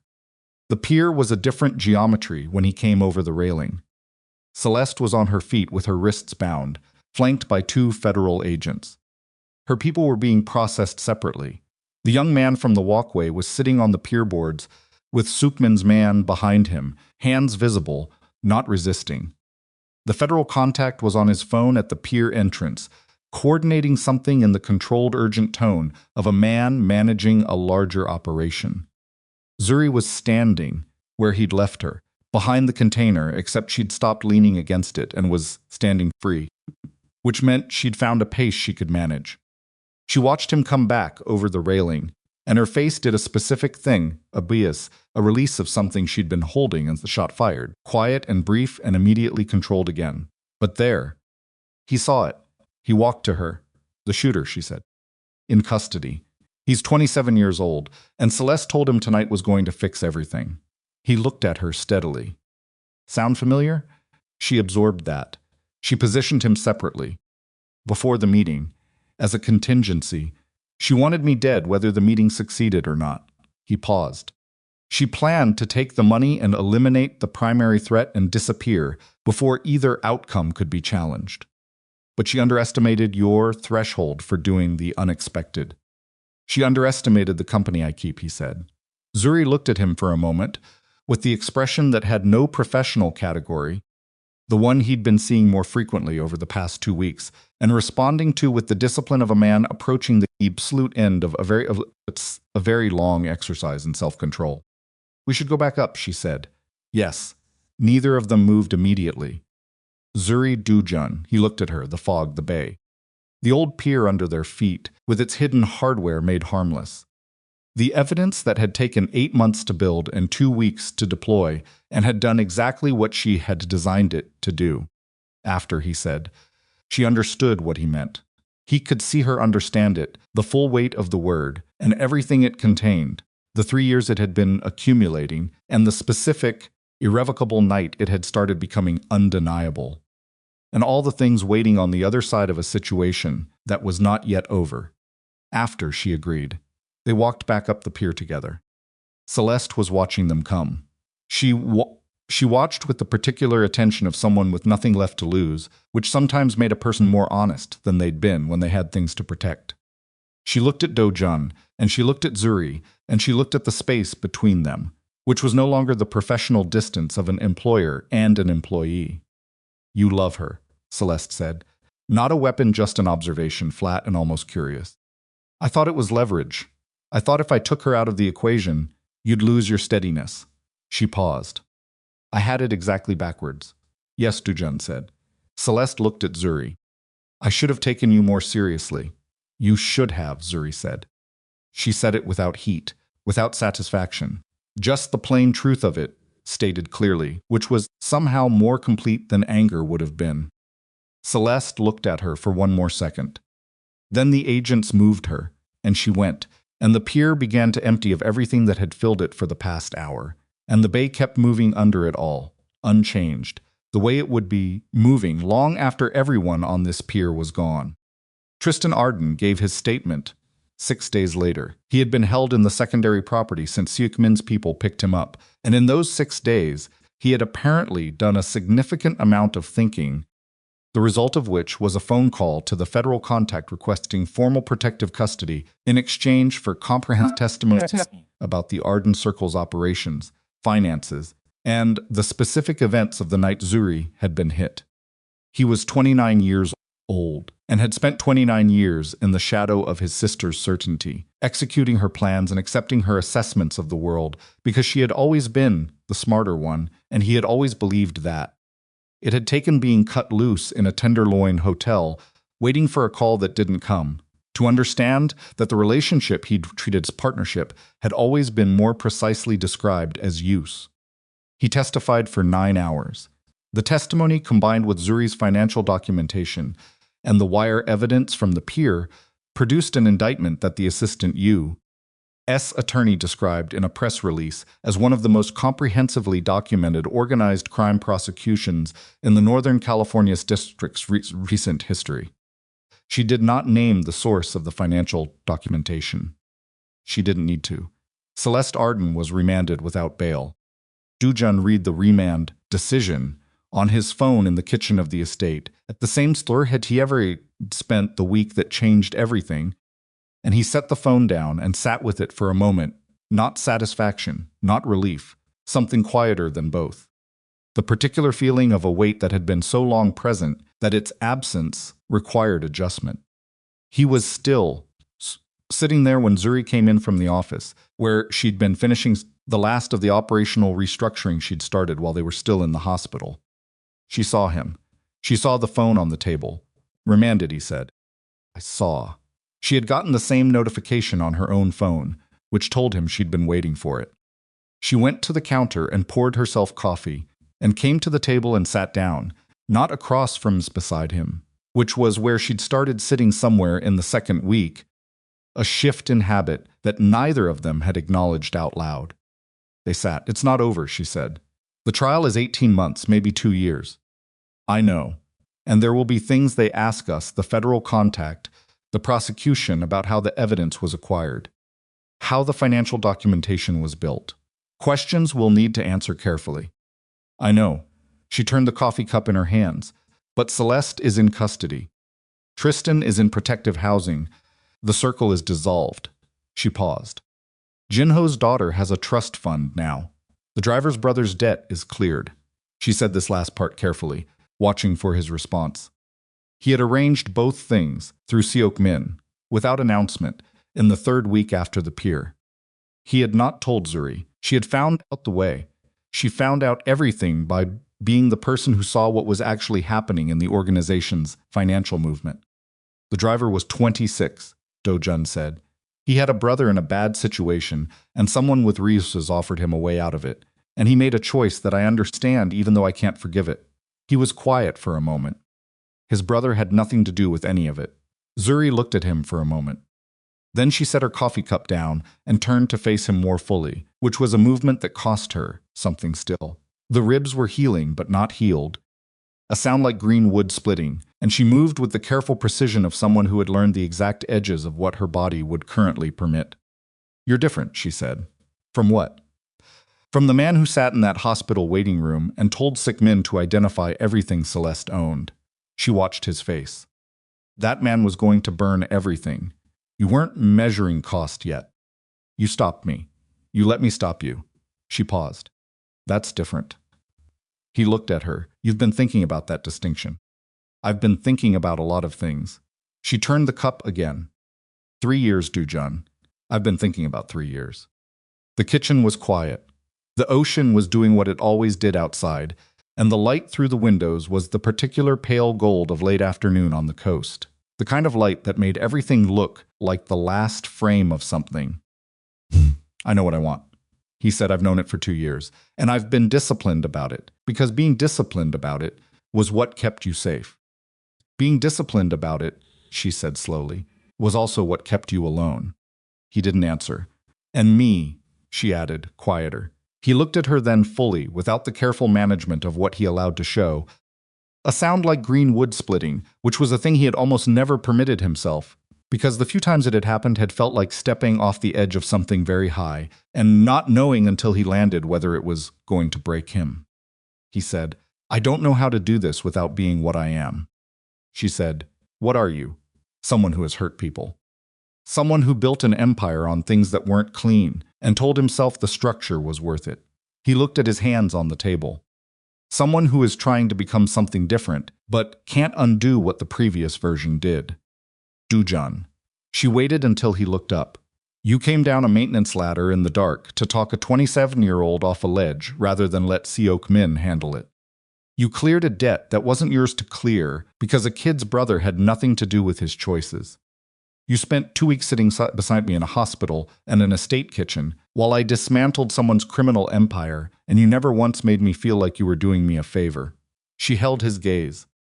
"That's not the previous version. That's you." He was quiet. "It's also not perfect," she said. "You're stubborn about information. You make decisions before you've shared the context that would let other people help you.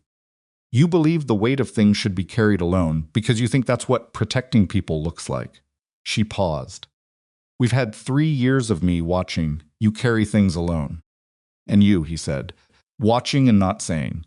"Watching and not saying," she agreed. "Because you weren't ready, or I wasn't ready, or it was too complicated, or the situation was wrong." She stopped. "There's never going to be a perfect situation." "No," he said. "This is the situation we have." "Yes."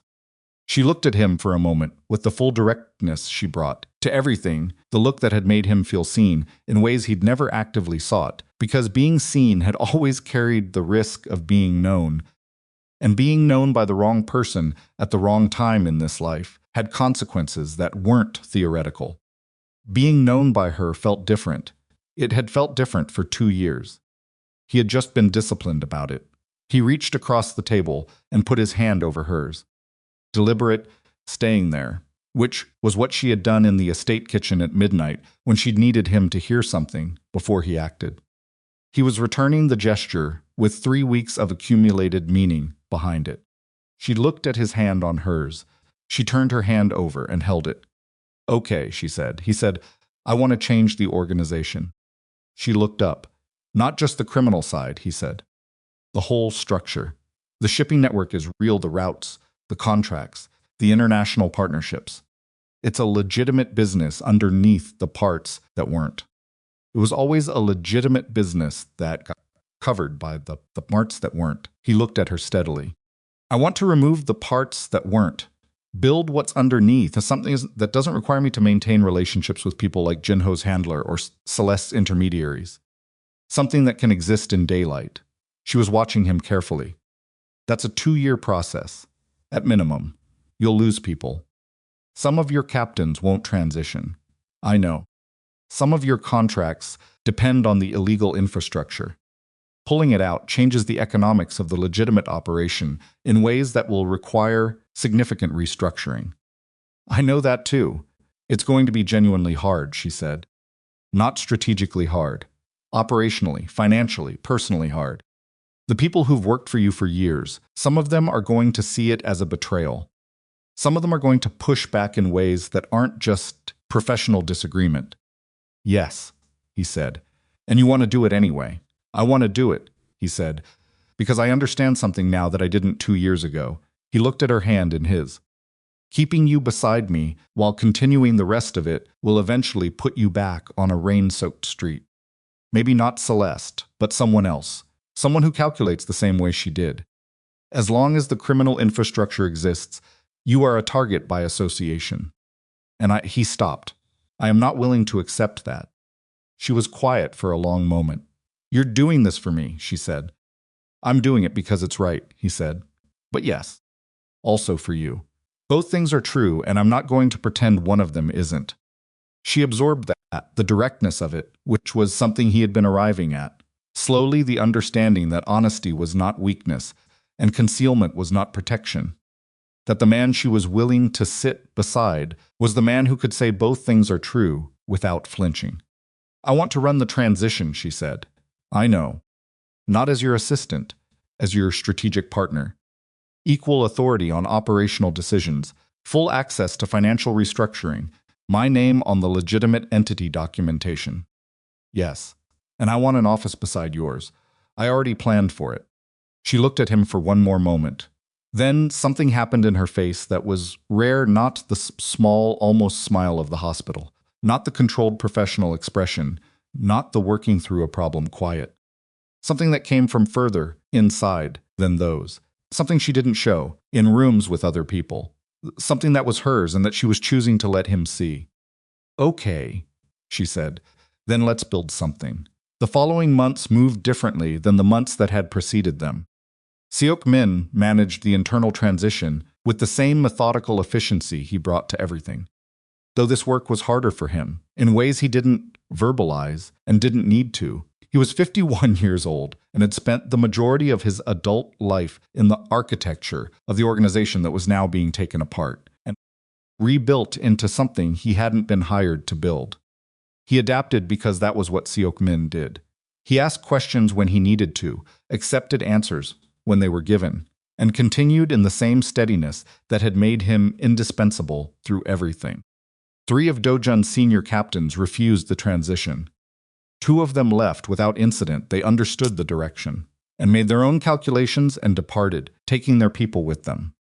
The 3rd made the specific mistake of making his departure a statement which required Seok-min to make a different kind of response, the details of which Do-jun knew and had authorized, and did not examine more closely than necessary. The legitimate shipping partnerships were renegotiated without the implied coercion that had underwritten some of them. 2 partnerships dissolved entirely when the coercion was removed. 6 remained, and 3 new ones formed with companies that had previously declined to work with the Baek organization for reasons that became unnecessary. The new entity was incorporated in California and registered in South Korea with a clean regulatory history that had been constructed methodically, with Zuri's fingerprints on every piece of documentation. She never returned to the desk she'd occupied for 3 years on the 4th floor of the Baek Group headquarters. The office beside Do-jun's was repainted in October, a dark green she'd chosen from a color card she'd brought in without explanation and taped to the wall and looked at for 2 days before deciding. He had not asked about the deliberation. He had accepted the green when it appeared. Her title on the organizational documents was Chief Strategy Officer. Her name appeared on the legitimate entity's board filing. In the organization itself, the people who had stayed through the transition, who were building the new version, she was addressed, simply and without elaboration, as Zuri. This was accurate. It was enough. One Tuesday in November, 8 months after the night on Pier 34, Do-jun drove to the waterfront. Not Pier 34. A different stretch of the Embarcadero, the public part, where the bay was visible between the ferry terminal and the agricultural building and the light in the afternoon, was the specific amber of that latitude in autumn. He parked and walked to the water's edge and stood there, which he did not do as regular practice. He was not a man who went to the waterfront for contemplation, but he had been thinking about something for 3 weeks and needed a few minutes outside the building to locate the version of himself that had decided it. He thought about the night Zuri had been hit, the sound of it, the rain, his hands on the wet pavement. He thought about the plastic chair in the hospital waiting room, and 40 pages she'd printed at 3 in the morning, and the look on her face when he'd told her both things were true without flinching. He thought about 3 years of managed distance, and what it had cost both of them, which was not nothing, which he was going to have to keep understanding for a long time. He stood at the water's edge for 11 minutes. Then he went back to the car and drove to the office. Zuri was at her desk when he came in. She had her laptop open and a printed contract on the surface beside it. A new freight partnership they'd been negotiating with a logistics company in Incheon, the final version, which she'd been reviewing for 3 days with the specific thoroughness she brought to everything. She looked up when he came through the door. "The Incheon contract," she said. "I need another day. Take the day." She looked at him. He was still in his coat, which told her he hadn't gone to his own office first, which was unusual. "Are you all right?" she asked. "Yes." He came to the desk and stood across from her. "I went to the waterfront. The Embarcadero? Different pier." I needed to think. She set down her pen. She knew when he was carrying something toward her, had always known it, even in the years when he'd rarely completed the trip. About what? He reached into his jacket pocket, He set a small object on the desk between them, not elaborate, not performed. A ring, simple, white gold, with a dark stone that caught the office light in a way that was understated and precise, which was the only kind of thing he'd ever been able to find for her that felt accurate. She looked at it on the desk. She looked at him. "I've been thinking about what you said," he said. "About there never being a perfect situation." He held her gaze. "This is the situation we have. The organization is becoming what it should be. The people who needed to be held accountable have been. The things that made you a target are being removed." He paused. "And I have spent 3 years being disciplined about something I don't want to be disciplined about anymore." She was very still. "You know what I'm asking," he said. "Say it anyway," she said. "Marry me," he said, simply, directly, without preamble or performance, the way he said things when he'd decided them and wasn't going to undecide them. The office was quiet. The building around them made its small building sounds. Through the window, the city moved through its afternoon without any awareness of what was happening in this room, which was exactly right. This was not something for the city. This was only for them. Zuri looked at the ring on the desk. She looked at him. She thought about a desk she'd sat at for years and a man on the other side of a professional distance she'd maintained with the same discipline he had, both of them carrying the same thing in different directions. Both of them too careful and too aware of the cost of being wrong to say it first. She thought about a hospital bed and a kitchen table and a maintenance walkway and a pier in the fog and 8 months of building something that looked like a legitimate company and felt from the inside like the first honest structure either of them had ever occupied.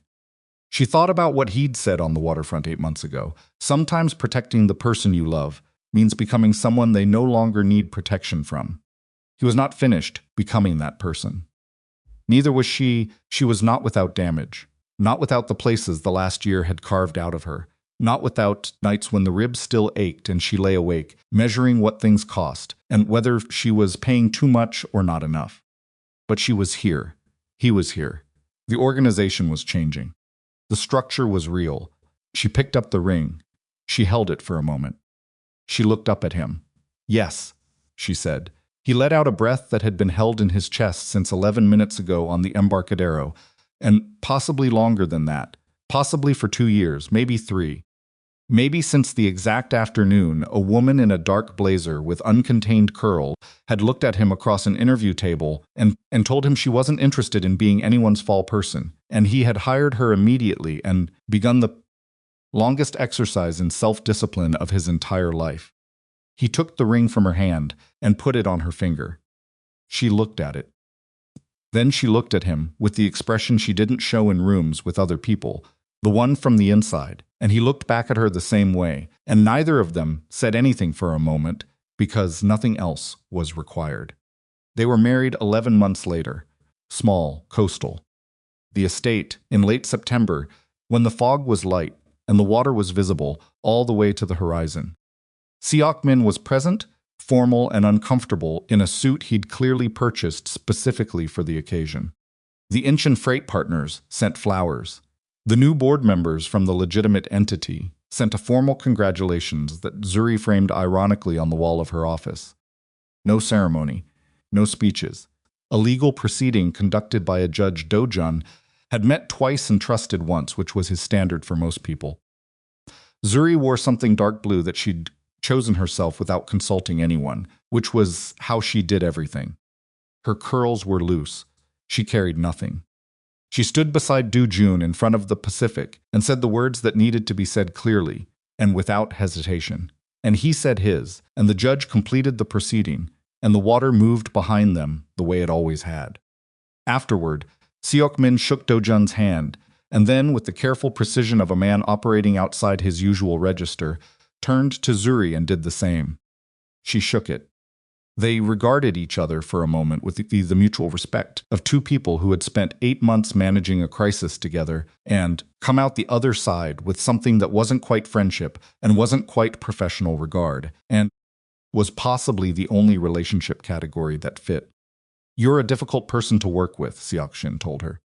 "You manage," she said. "Yes," he said, "I do."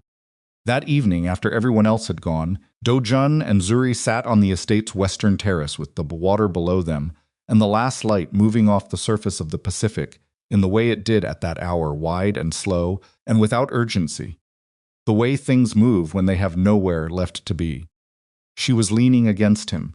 He had his arm around her, which was an ordinary thing now, which still registered to him as something not ordinary because he suspected it always would.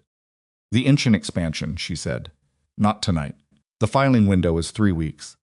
Not tonight, Zuri. She was quiet for a moment.